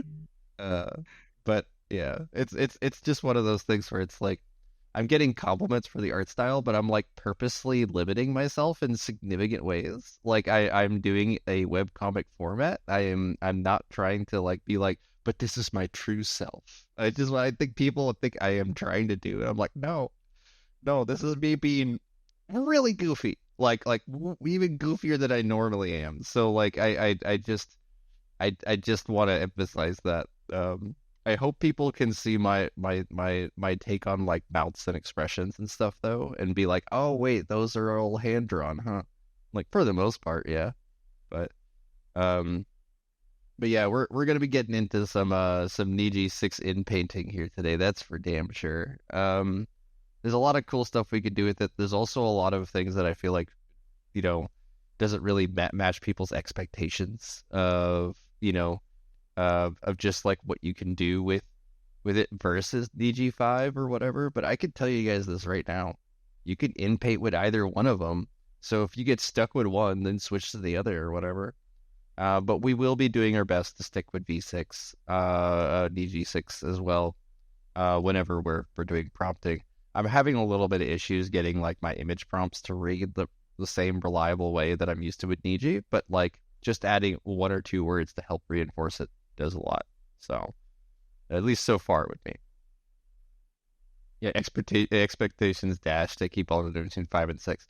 The important thing is that the fact that you can alternate at all, the fact that you can go like, wait, I like this braid more for solving this specific thing, and relying on that. What prompts are problematic? So the prompts that I'm having the most problems with are actually not like, it's not like word prompts. It's image prompts. So like I'm having trouble retaining hair color, for example, in my image prompts. I'm having some trouble with let's see, what was another one that really ticked me off. I've been doing a lot of like gnome, like V6 and EG6 gnome stuff to prepare for probably next week's stream, and I'll just say that like I'm getting a whole lot more different brunettes than I'm used to. You know what I mean? Like it's like I'm getting close to redheads at times, and I'm like, this has never happened when it came to Niji 5. So we'll be experimenting with some of that and seeing if we can solve any problems here. But I am gonna bring up something as kind of a little funny har silly idea here. Um, I'm going to we're gonna make an SREF with the traditionally drawn comic that I've posted today. So just if anyone was irritated at all at the fact that like I use generated comics and stuff like that, like yeah, I very much encourage you guys to just rip everything that I do because it's just funny to me to see you guys make weird versions of Victor. Um, Japan. Have you been using the new SRF to get consistent styles? How has that been working? It's been working really good actually. I do like SRF a lot for just kind of controlling my expectations of the output, not just with the style, but also like some of the basic composition stuff. So we're gonna get into that right now. And I have a good place to start that. Um, Sadly, because of the weird login issue from Discord right now, what I need to do is I, I I have to use my main Discord app and not the browser app, which lets me get a little more control or navigation of stuff here. So sometimes you might see my window kind of shift over and stuff, and yeah, it just works a little different than how I normally set it up here. So, but let me actually close this real quick, check something inside of here real quick, and then we'll also be opening the black box.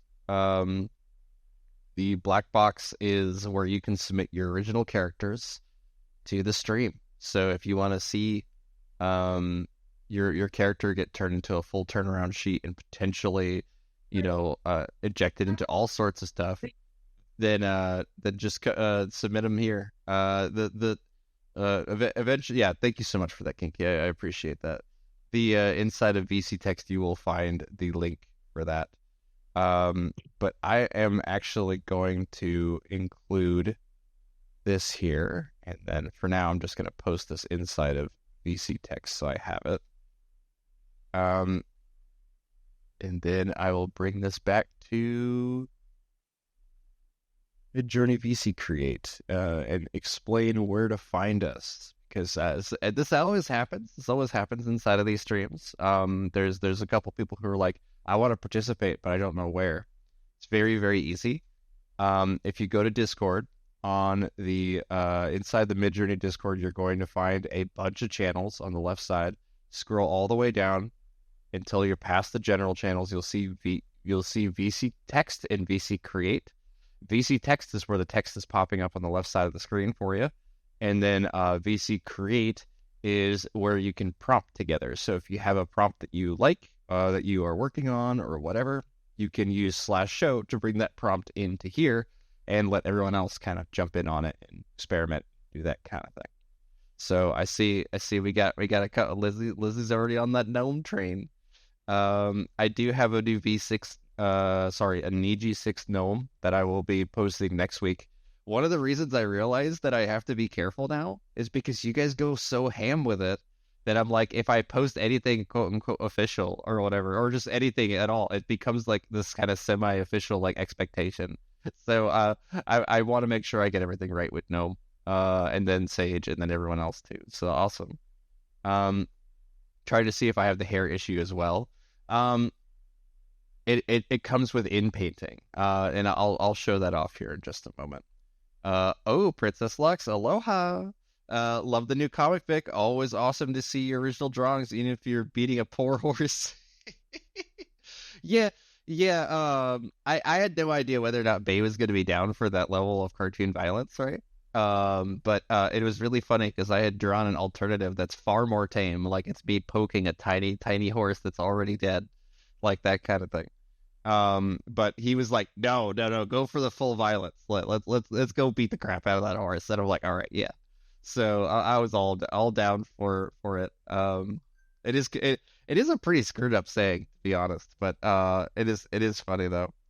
I am enjoying that everyone's liking it, and it is also really odd to see my much more hand drawn art being positive, getting positive reception, which which was not true at the beginning, especially at the early beginning when I was swapping between my drawn stuff and my generated stuff. So, okay, all right, I'm trailing off now. Let's get to it. So what I want to show you guys here is that I made an SREF with the comic, with the traditionally drawn comic from today. And just to kind of show this really quick, I have 3 images, and those 3 images are of Victor. So I'll post this here. Oh, wait, nope, that's Bay. That's Bay. Wait, let me grab a different link. Hold on, sorry. Just a sec, guys. And you can make close-ups of Bay really easily with that link, but I was in painting him for a little comic reply here, so I'm going to grab. Where are you, Victor? I was doing a handful of in painting, so it got a little lost, I think. Nope. Okay. All right. I'll go with that one here. And I'm back. All right. Okay. So this version right here, by the way, I was able to get with the SREF of Victor. Now, you know, it's not it's a woman, but I am so happy with how this one came out. It's just it retains so much of what I did, but also like, you know, Midjourney's clean line work and everything like that. So I just really dig this one. Who said it's a woman, right? Yeah. It could be whoever. Damn please they be. Like whatever they want to be, it's fine. Let me grab Midjourney here. Hi, Lyotis. Good. It's nice to see you coming in here. Let's see here. Let's grab this link again here. I'll post this inside of VC text so you guys have it. This is what I meant to show, I guess. If we grab this, really, did I really just grab the wrong one again? Really? Did I? Come on. Let me see what I did. Sorry, guys. Like I said, I'm a little scatterbrained today, so it's it's coming from me just kind of rushing things to get it done today.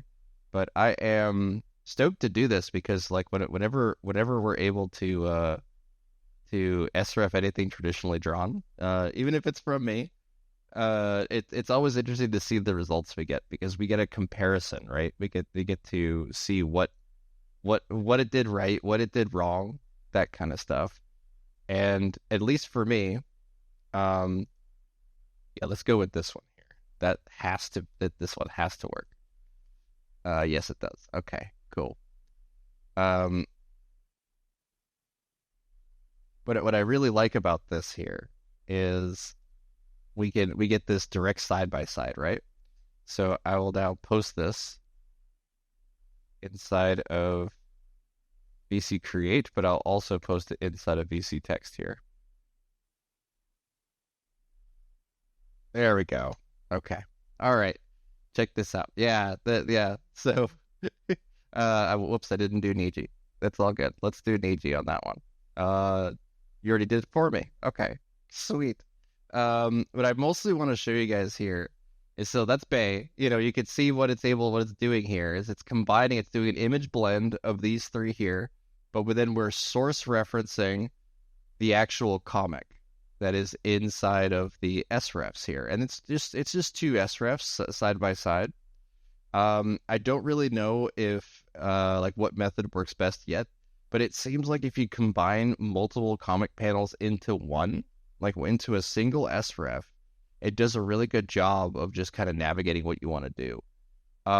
So the thing is that a little bit of the motion lines from inside of from inside of this comic here are influencing some of like the motion of I'm gonna call this let's just like I'm just gonna call her Victor. It's fine. But you could see that because the baseball bat is referenced inside of my images here, it's gonna constantly reintroduce this bat, right? So I've told you guys this before, that if you if you use props inside of your image blends, your references, or whatever, what's going to end up happening is it's going to always try to shove that prop somewhere inside of the image because it's effectively blending them together. Ooh, I like this last one. It looks like I just hit a home run. That's fun. But what this lets us do though is it lets us see just how much control we really have over between the images we're blending with inside of here versus the sref that's down here. Will this allow screenshots to be used? Just post your images inside of Discord and then grab the link. That works for screenshots. So you guys can have fun with a Victor like, which by the way, it will not capture his kind of like data like pale skin at all. I've noticed like it does a little bit on the bottom left there, but it brings it far more human. But here's the thing: let's explore the codes of this really quick because I think this is important. So if I come into here and I hit reroll here, him hit it. He is hitting someone with a bat, is what I believe Lizzie wrote here. What I'm gonna do is I'm actually gonna remove that, and I'm gonna come down to here, and I'm gonna change the image weight to 0.04. Just some low number that's under 0.6 or 0.5 or so. And the reason why is because the image weight, and especially combining with SRFs and stuff, like it's gonna be shooting some lightning. You'll notice just how heavy your images are, how much influence they are. We could probably get to the point where there is little to no. Yeah, you could just do no bat, but it also heavily limits the kind of spaces that we'll be going to. I'll explain that here in a sec too. But what we want to be doing though is I want to explore what a low image weight does, because what it should do is it should pay attention to less what's in the images, particularly the fact that there's a bat in there, and give us something a little different, a little maybe with a similar hair color or whatever. But it's generally what we're looking at here is trying to do an image weight control of the result, so that and I think it's processing here, yes. So we could see just how much influence this bat has at the start here.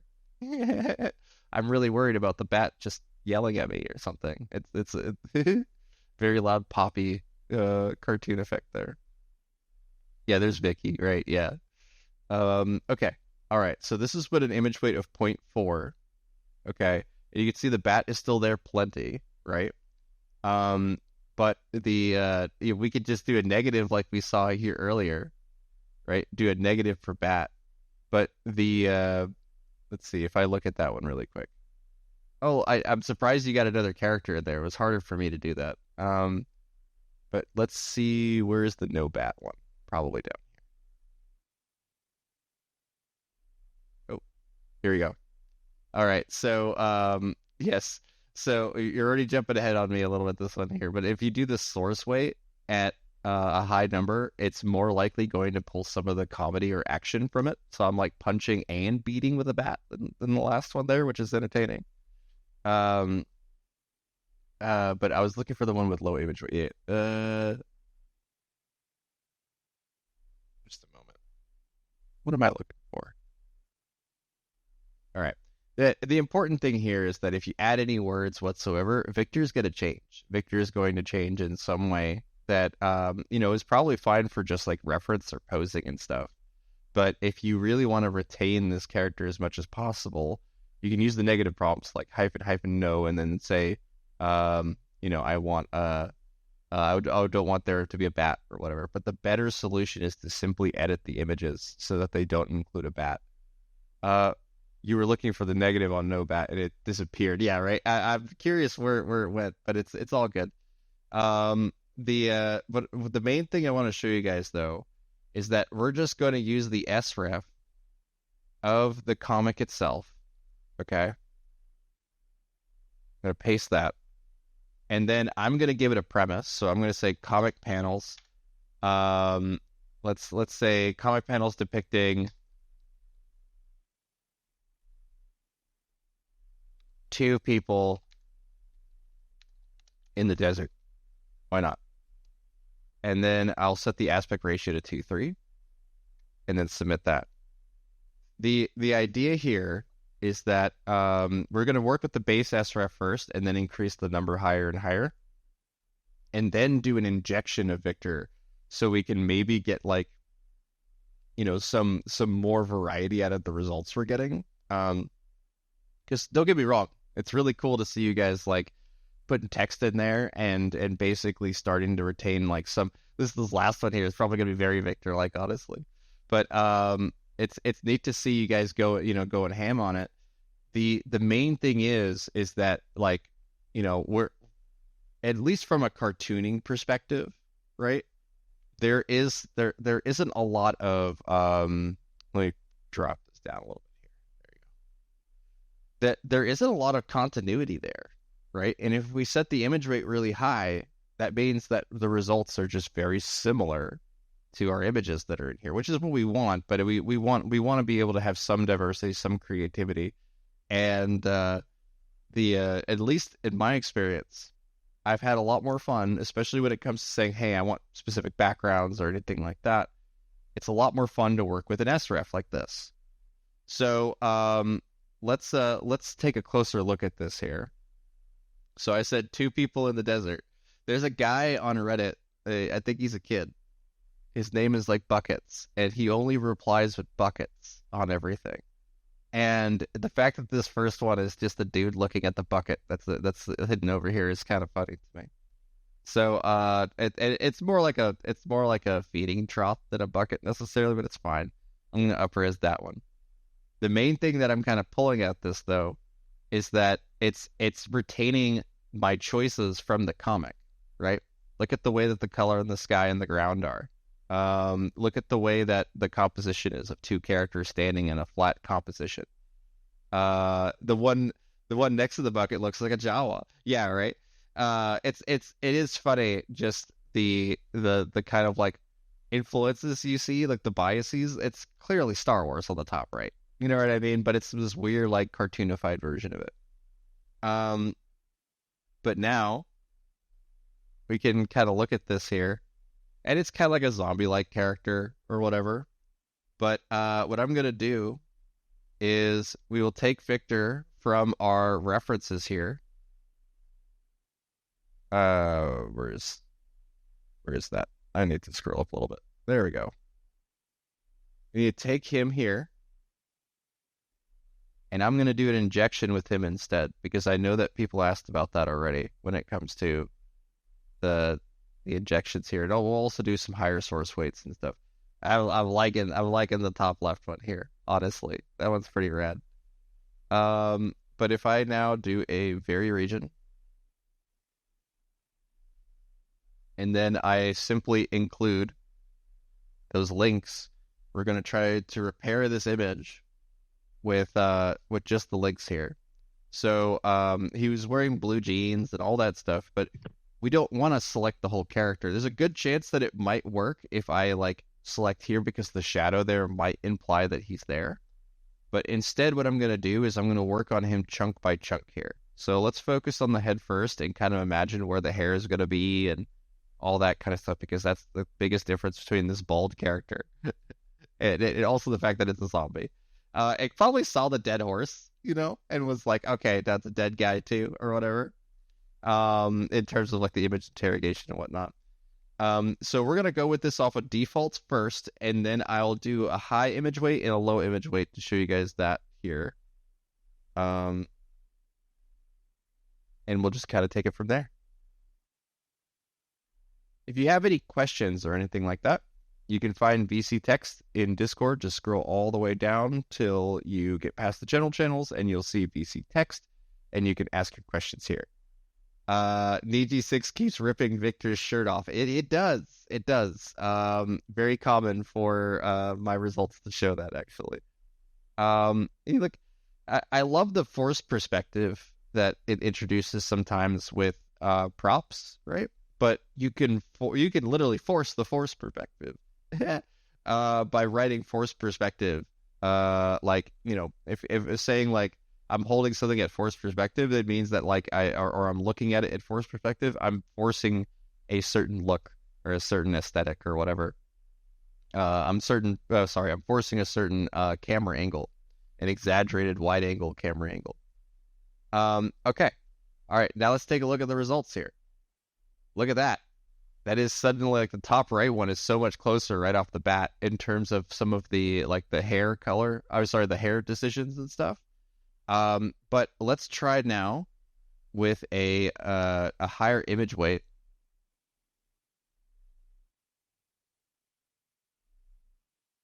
And it will take on any of the colors of like skin tones and things like that.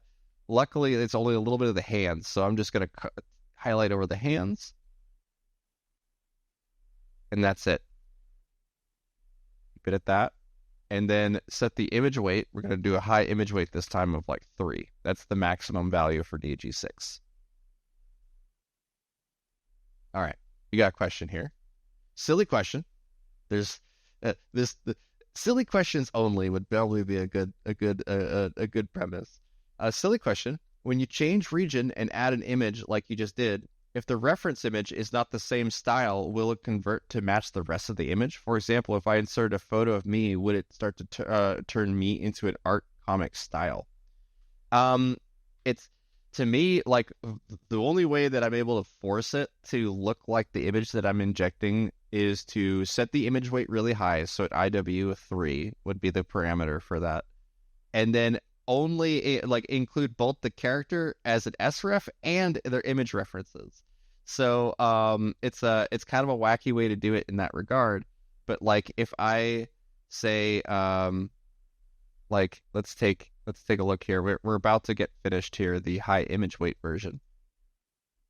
And immediately off the bat, it's retaining some more of the skin tone, and I'm noticing some of the hair is similar. Not perfect, but it's there. It's definitely like a minimalist cartoon version.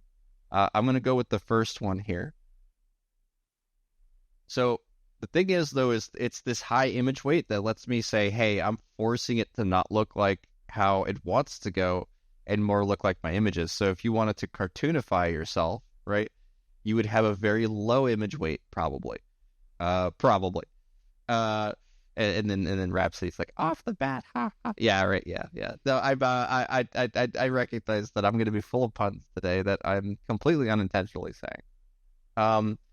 So the thing is, though, is that these three or four images I have of hand-drawn Victor are not nearly enough to show like a diversity of expressions or anything like that.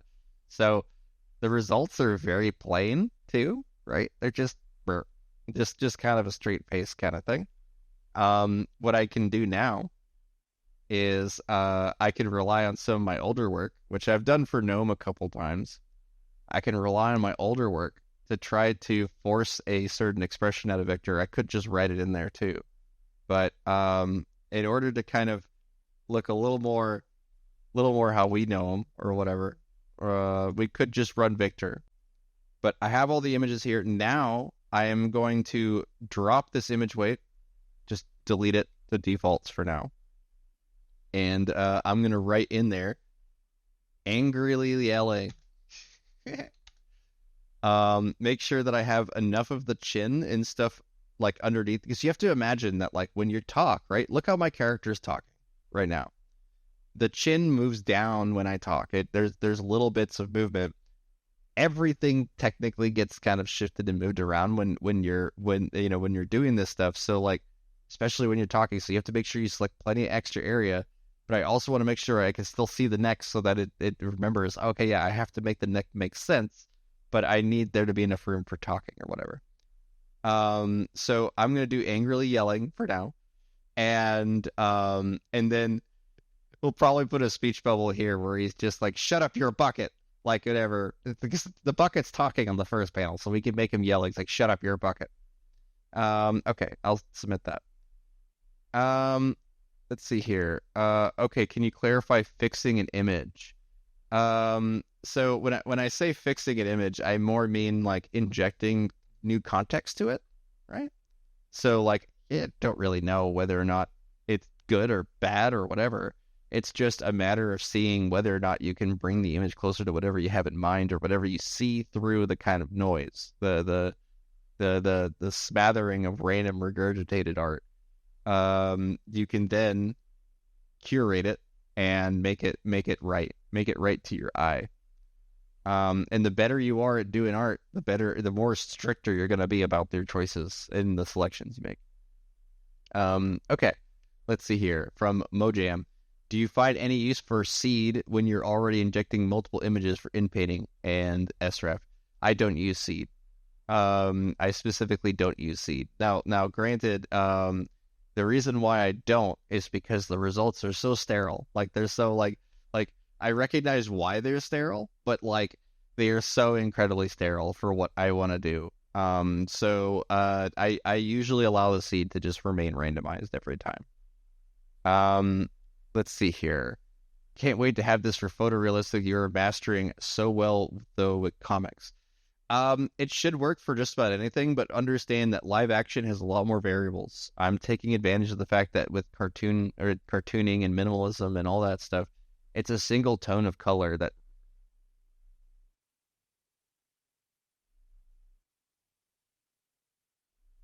You just cut out. Can you hear me? Yeah, sorry about that. My headset decided to die on me. Okay. Sorry about that. But the reason why this works though is at least the reason why it's so much easier to do with cartoons and stuff is because we're talking about like flat tones and colors. When you talk about live action people, there's all sorts of different variables from like skin tone, lighting, just skin tone alone is a nightmare fuel when you talk about having the correct image injection. Because someone who is even a little bit, like in a bright light is slightly translucent, right? Like they have a little bit of pink, a little bit of blood that flows underneath their skin, and you'll be able to see that, and you'll be able to especially see when it's missing, because that makes you look like a ghoul. So yeah, I would say that the live action stuff is one of those things where you could choose to do it. You're just making your life a lot harder by doing it. Chepan said, I'm in the middle of trying to create a graphic novel, and I have decent issue 1 at 80%, so I'm trying to learn as much as I can right now. Awesome. And again, if you got any questions, I'm happy to answer it. But when it comes to the graphic novels and stuff like that, I'm oftentimes using it to explore the imagery, see where I go. Oh wow, that looks cool. That's so close to something I would draw normally. Honestly, that's so cool. But I wanted to mostly show in terms of like trying to control these images where I am running into issues more than anything. So I apologize if this is a little bit not that educational in that regard. But I wanted to show like angrily yelling is not giving me the result that I'm used to, right? Because I have all these image references here that do not feature any expressions at all, right? So I'm gonna pop back up to here.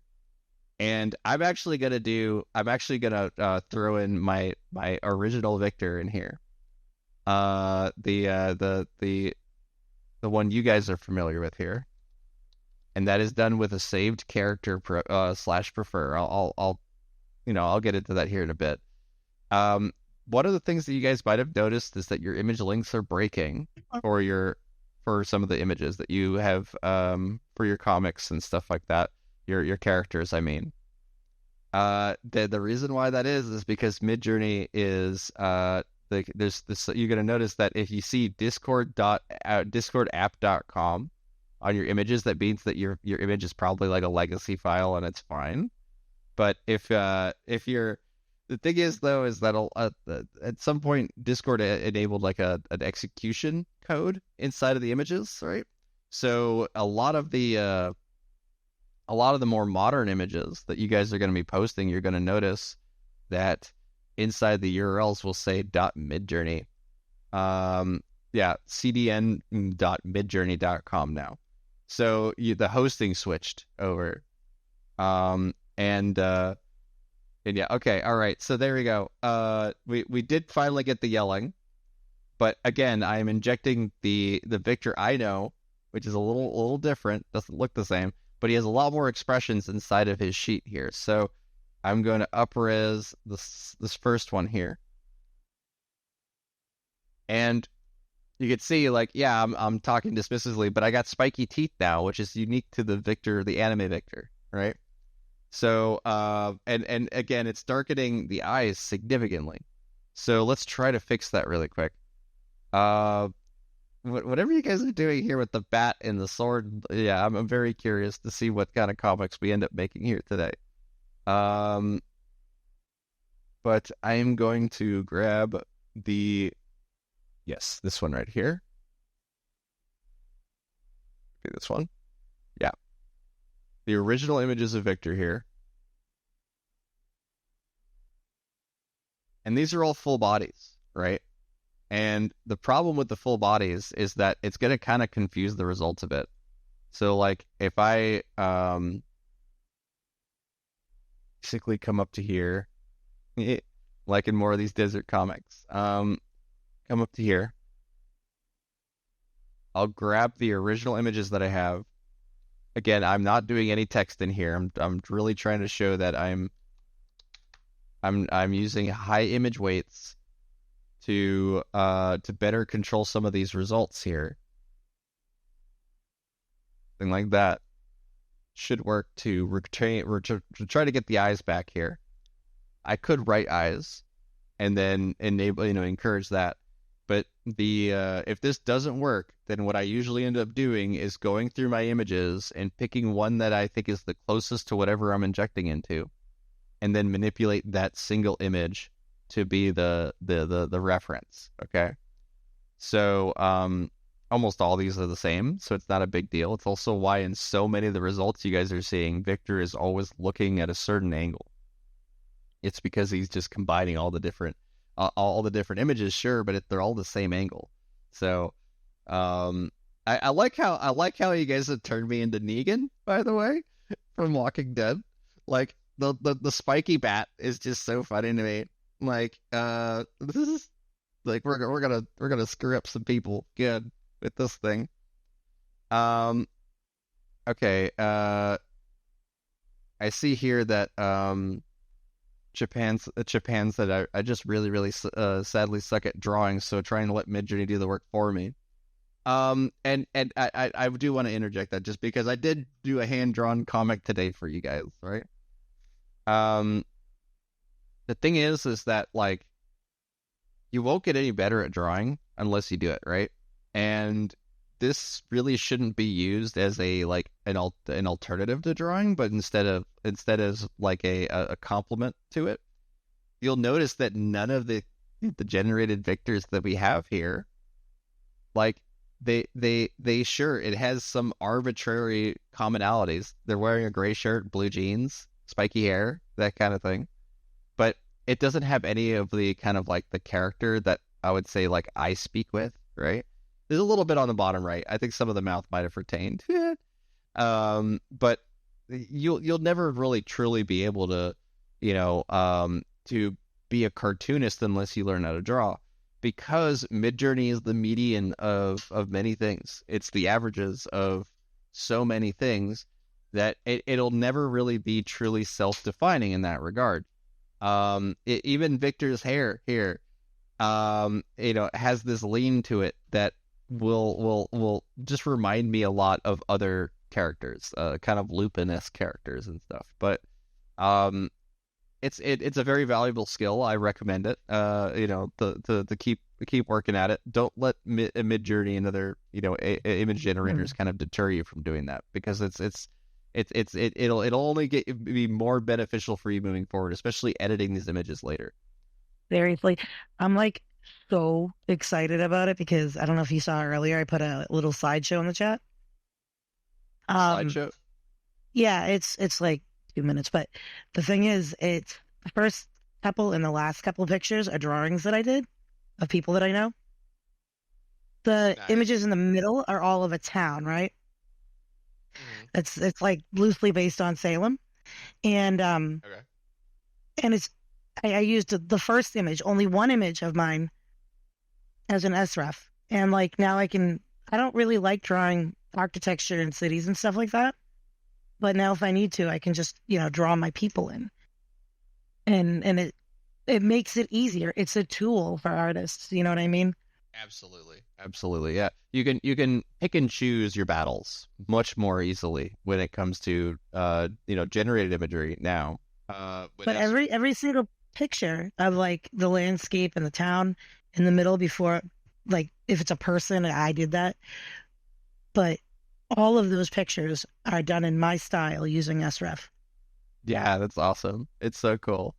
And like it really Dead on. does.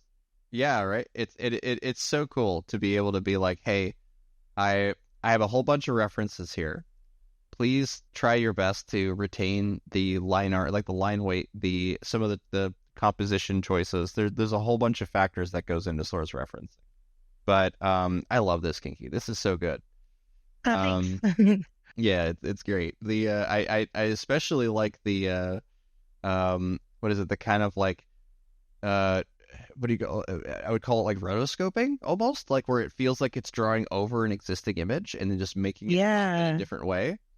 It also like some of the waterside town is like it almost looks like Steven Universe's town, the on the side of the water there. So that's cute. Yeah. So I used a permutation on just like I wrote Salem, Mass, SREF, and then I put that first picture with the girl in front of the movie theater. That was the only picture that I used as an SREF, and I got all those because I did a permutation in every style, and style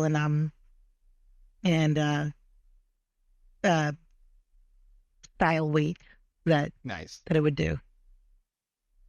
Midge weight is what I meant. Rep weight, whatever it's called. Yeah. And we'll be getting into source reference weight and all that stuff here too. And I'm excited to kind of play around with some of that.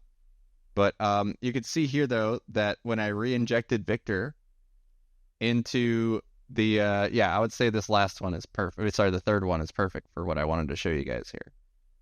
DBZ Victor, let's go. Let's see here. But you can see what, like, this is awesome. This looks great. That's like straight up. That's like how I would draw. Like that. That's nuts for me to see this, because I tend to draw with B's and like pointy, like big. I'm a lot more minimalist than I kind of show myself off to be here. So like that's really cool to see. But I wanted to show you guys here. So this is me yelling at a bucket, right? But the thing is that we established that he has a gray shirt and jeans and stuff like that. So like we could just in-paint a new shirt and see what the results are. His hands disappeared when I was doing some, that I highlighted them earlier. But it also helped encourage the skin tone to give me a little more flexibility in that regard. But let's go ahead and put a speech bubble in there and then expand this comic out. Okay. So, I never do this normally, but I've been trolling my art friends with it, honestly. I say trolling, like I'm doing it very kindly. I will come into here. We generated one image that was like super fancifully full of forest, and I was like, I put a speech bubble in here. And I was like, do you guys want to remake Fern Gully? And man, they're all like, yes, but please don't. Like, I love Fern Gully too much for there to be a remake, and I'm like, it really, out of all the movies that could use a remake, I really do think that Fern Gully might be the most appropriate to talk about climate change, particularly, just because it's like they talk about like the oil and fuel industry, like and fossil fuel industries in it, but it's like there's so much more to talk about now. Okay, so what I want to do here is just quickly add this speech bubble. So I'm going to say, angry speech bubble that reads, "Shut up, you stupid bucket." And just no image weight on that. We'll keep the source reference. The source reference will probably help encourage the kind of like bubble and text and stuff that we get for this. But we'll see what kind of happens here. What did you guys say?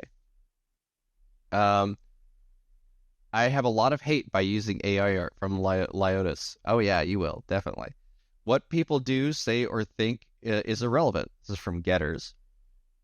If they form no part of your personality or family life, then their input is invalid. Don't let others destroy your passion. I love it's like, if you don't know them, screw them. That's hilarious. Yeah, I will say this. You can do it in a way that doesn't invite, the hate, but you're going to be going into circles that may be a lot smaller than you would like. Like if you go to Reddit, for example, you're going to get a lot of hate unless you go to like Singularity or like I think there's now a generated comics subreddit. There was an AI comics, but that got shut down because of brigading. So like it's one of those things where like finding the right venue helps a lot. I know that AI is much bigger on Facebook than it is on a lot of other websites, so you might find some luck there, at least a little less hate maybe.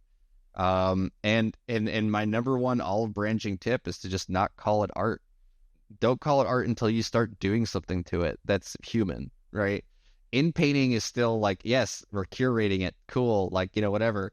But as soon as you start manipulating the images with a pen and paper or whatever, like it's a completely different story. Ooh, I like this one. I could tell. How am I able to tell it's Lizzie? Like how am I able to tell that Lizzie generated an image? Just based on even with source references, even with all like I can just tell. Like It's true. Like people get prompting styles now. You know what I mean? It's almost like their eye. I could see their eye. That's what it is. Yep. You know what I mean? Neat. Okay. Where's the damn speech bubble? There it is. Okay. Shut up, you stupid. Shut up, you spid bucket. Shut up, you stupid bucket is the last one. All right, I'm gonna go with the last one here. Oh wait. Shut up, you stupid bucket's also good on the first one. Which one do I like? I like the last. Let's go with the square. That's fine. And I'm skipping by some of the stuff you guys are doing, right? I can tell that you're just kind of going ham with different codes. It's really cool to see. It's very common that Victor will be kind of androgynous or non-gendered or just somewhere in between. Yeah, that's super cool to see. All right, let's change we could change the tail on the bucket, but I'm gonna worry about that later, right?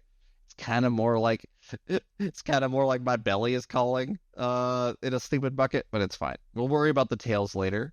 The main thing I want to show you guys with this though is we could actually expand to see what happened just before and what happened just after, or at least try to get it to predict that, right? So I'm going to hit custom zoom. I'm going to write comic panels, just comic panels on the front top here. Switch the zoom to 1 so it references the image as much as possible. It will not like zoom out left or right or whatever. And then I will switch this from 2.3 to 2.5.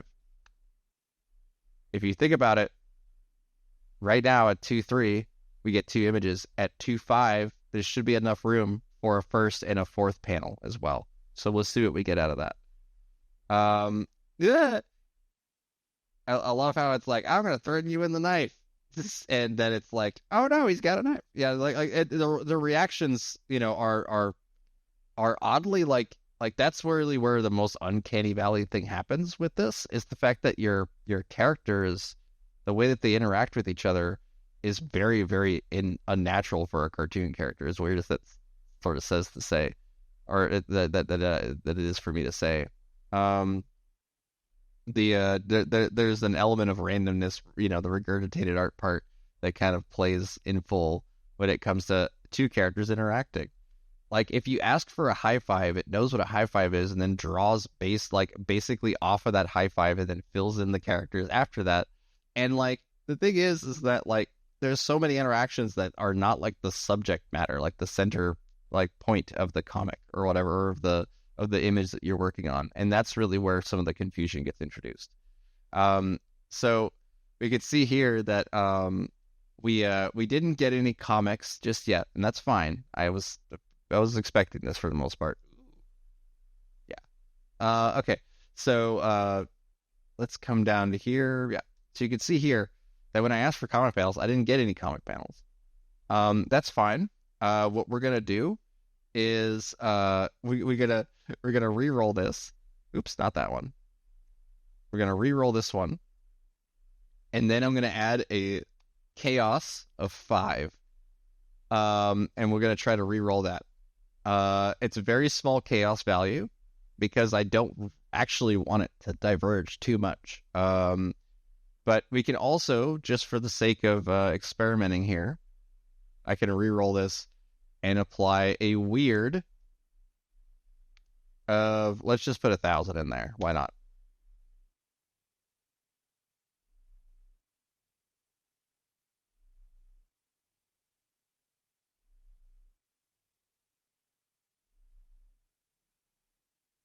All right, let's see what we get off of this one here. Any questions you guys have, just bring it up in VC text. You can find VC text by scrolling down all the way to just above the stage here. You'll see VC text to chat, and then VC create to make things on the stream here. Anything we stream ends up on YouTube. I will be playing the supercut today at the end of my stream. So probably around 6 o'clock, so like in about a little over an hour. I'm going to try out the broadcast on YouTube thing. I don't know if that works on such a big stage. I'm curious if it does. If it doesn't, we'll make something else work. But I want to be able to show you guys the supercut because so many people that are in this chat right now are in it, right? So it's really cool to kind of get like a live reaction to that. But also, like, there's just so many things that I did to it that I'm excited to really demonstrate for you all here. Mystery Monic followed your channel. So someone followed me on Twitch. Thank you so much. Mystery Manuk followed me on Twitch. Cool. Yes, you guys will see those notifications, and they will interrupt the stream because I'm lazy and I don't want to undo a bunch of crap. Yeah, Twitch and Discord are like merged to one for me. So let's see here. Rhapsody said it's really fun to watch. Definitely stick around for the supercut, guys. Followed your channel. I'm getting more kitties. Okay, cool. This was May Leos that followed me on Twitch. Thank you so much. I appreciate it. And I'm gonna butcher all you guys' names. I apologize for that ahead of time, but I'm just gonna admit that now. Okay, let's take a look at what we got. Just by adding a chaos of 5, okay, a very low number. Look what we got on the first panel here. We got a close-up of the bucket. We got the bucket alone. We got multiple panels that we could easily inpaint and change around as we need to. Okay, so a little bit of chaos. Ancient knows this. Just a little bit of chaos helps. It allows for diversity in places. And so like. Look at what you guys are doing here. Some people are expanding outward to the left and right to make like close-ups and stuff because it's gonna look at this SREF. It's gonna look at what you guys are referencing inside of there. But let's take a look at what I up-resed here. Okay, so we have the close-up with the bucket, right? And we could say, hey, put a border here or whatever. But it's I kind of want to say like put a face inside the bucket or something where he's just like sad that I call him stupid. Right? Or, I don't know. I think of the movie Rubber, right? Where you could be like a murderous bucket. There's a lot of options for us here. But let me go ahead and do a very region on here. And we have comic panels still in the prompt here. We have a chaos of 5 added in there. We may want to remove that, especially if we're doing in-painting of certain characters and stuff. The chaos element really just lets us be able to break really stiff decisions from Midjourney. Okay, like say you keep re-rolling the same prompt and you keep getting no comic panels at all, or you keep getting like the same exact thing every time, and you're like anything but this. A little bit of chaos will literally do that for you. It will force it to not do what it thinks is best or accurate. And the higher this number is, the more Mario the more likely you're going to it's a me, a Mario. But yeah, chaos helps a lot for this. So what I'm going to do here is I'm going to do comic panel border. And I'm actually going to remove the chaos from this because we already have examples of comic borders in here. It should be able to retain this better because there's already examples inside the image. So what I'm going to do is I'm just going to select a pretty large area right here, something like this, and make sure I select those reeds too, just because any sort of like kind of noisy additional elements, it'll try to make those make sense. So if you get rid of them, Boom. It's a lot better about about retaining your intent. Adlaria 77. Adlaria 77. Wow, you guys all decided to start following me on Twitch all of a sudden. Why? This is awesome. Okay, that means that I think that means I broke 100 followers. That's pretty cool. Okay, cool. Whoa.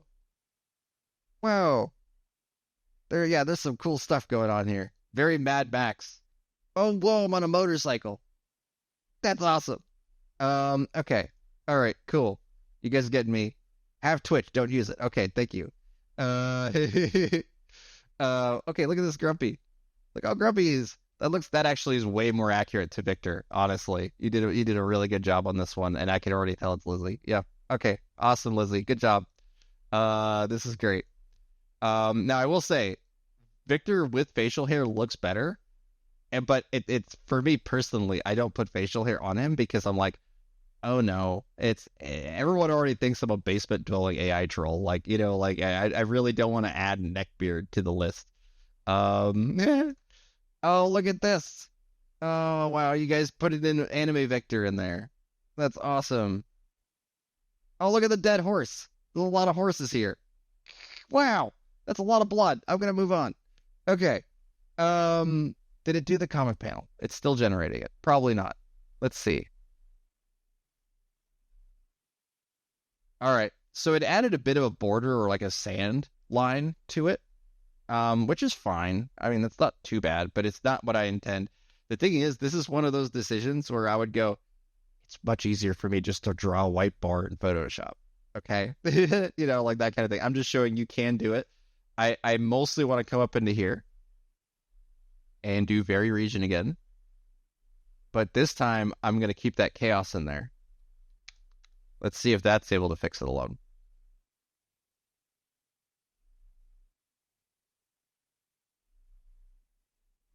I'm loving all this stuff, guys. I'm loving the fact that you guys are using my little sketches here to be your source references for like comics and stuff like that.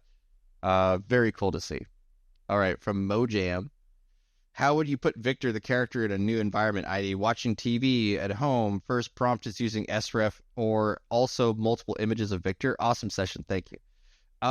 So what the thing is that you could get really close just by describing Victor as doing that and then using only the comic as the source reference, right? So we'll do that really quick for you real quick.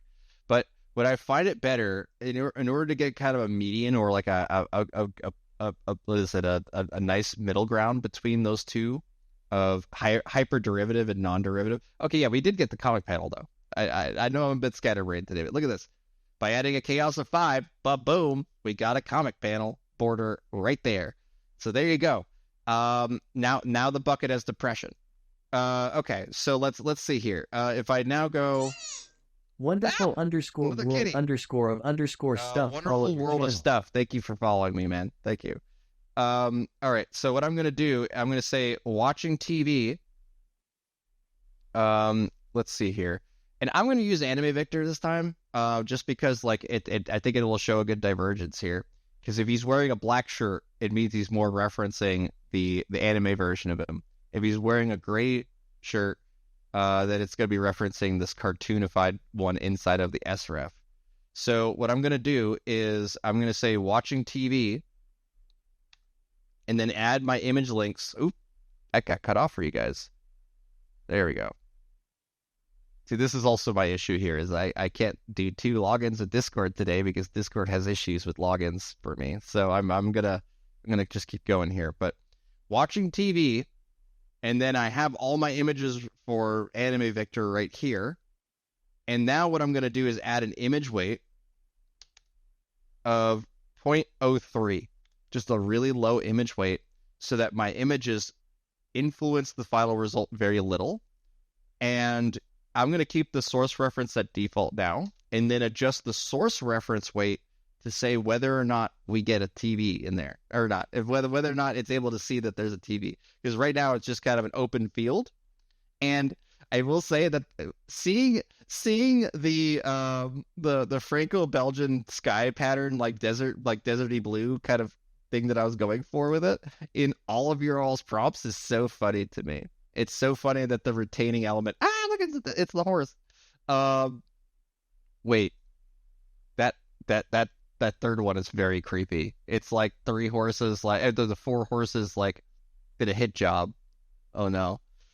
Okay. So there, yeah, it's that one. Oh god.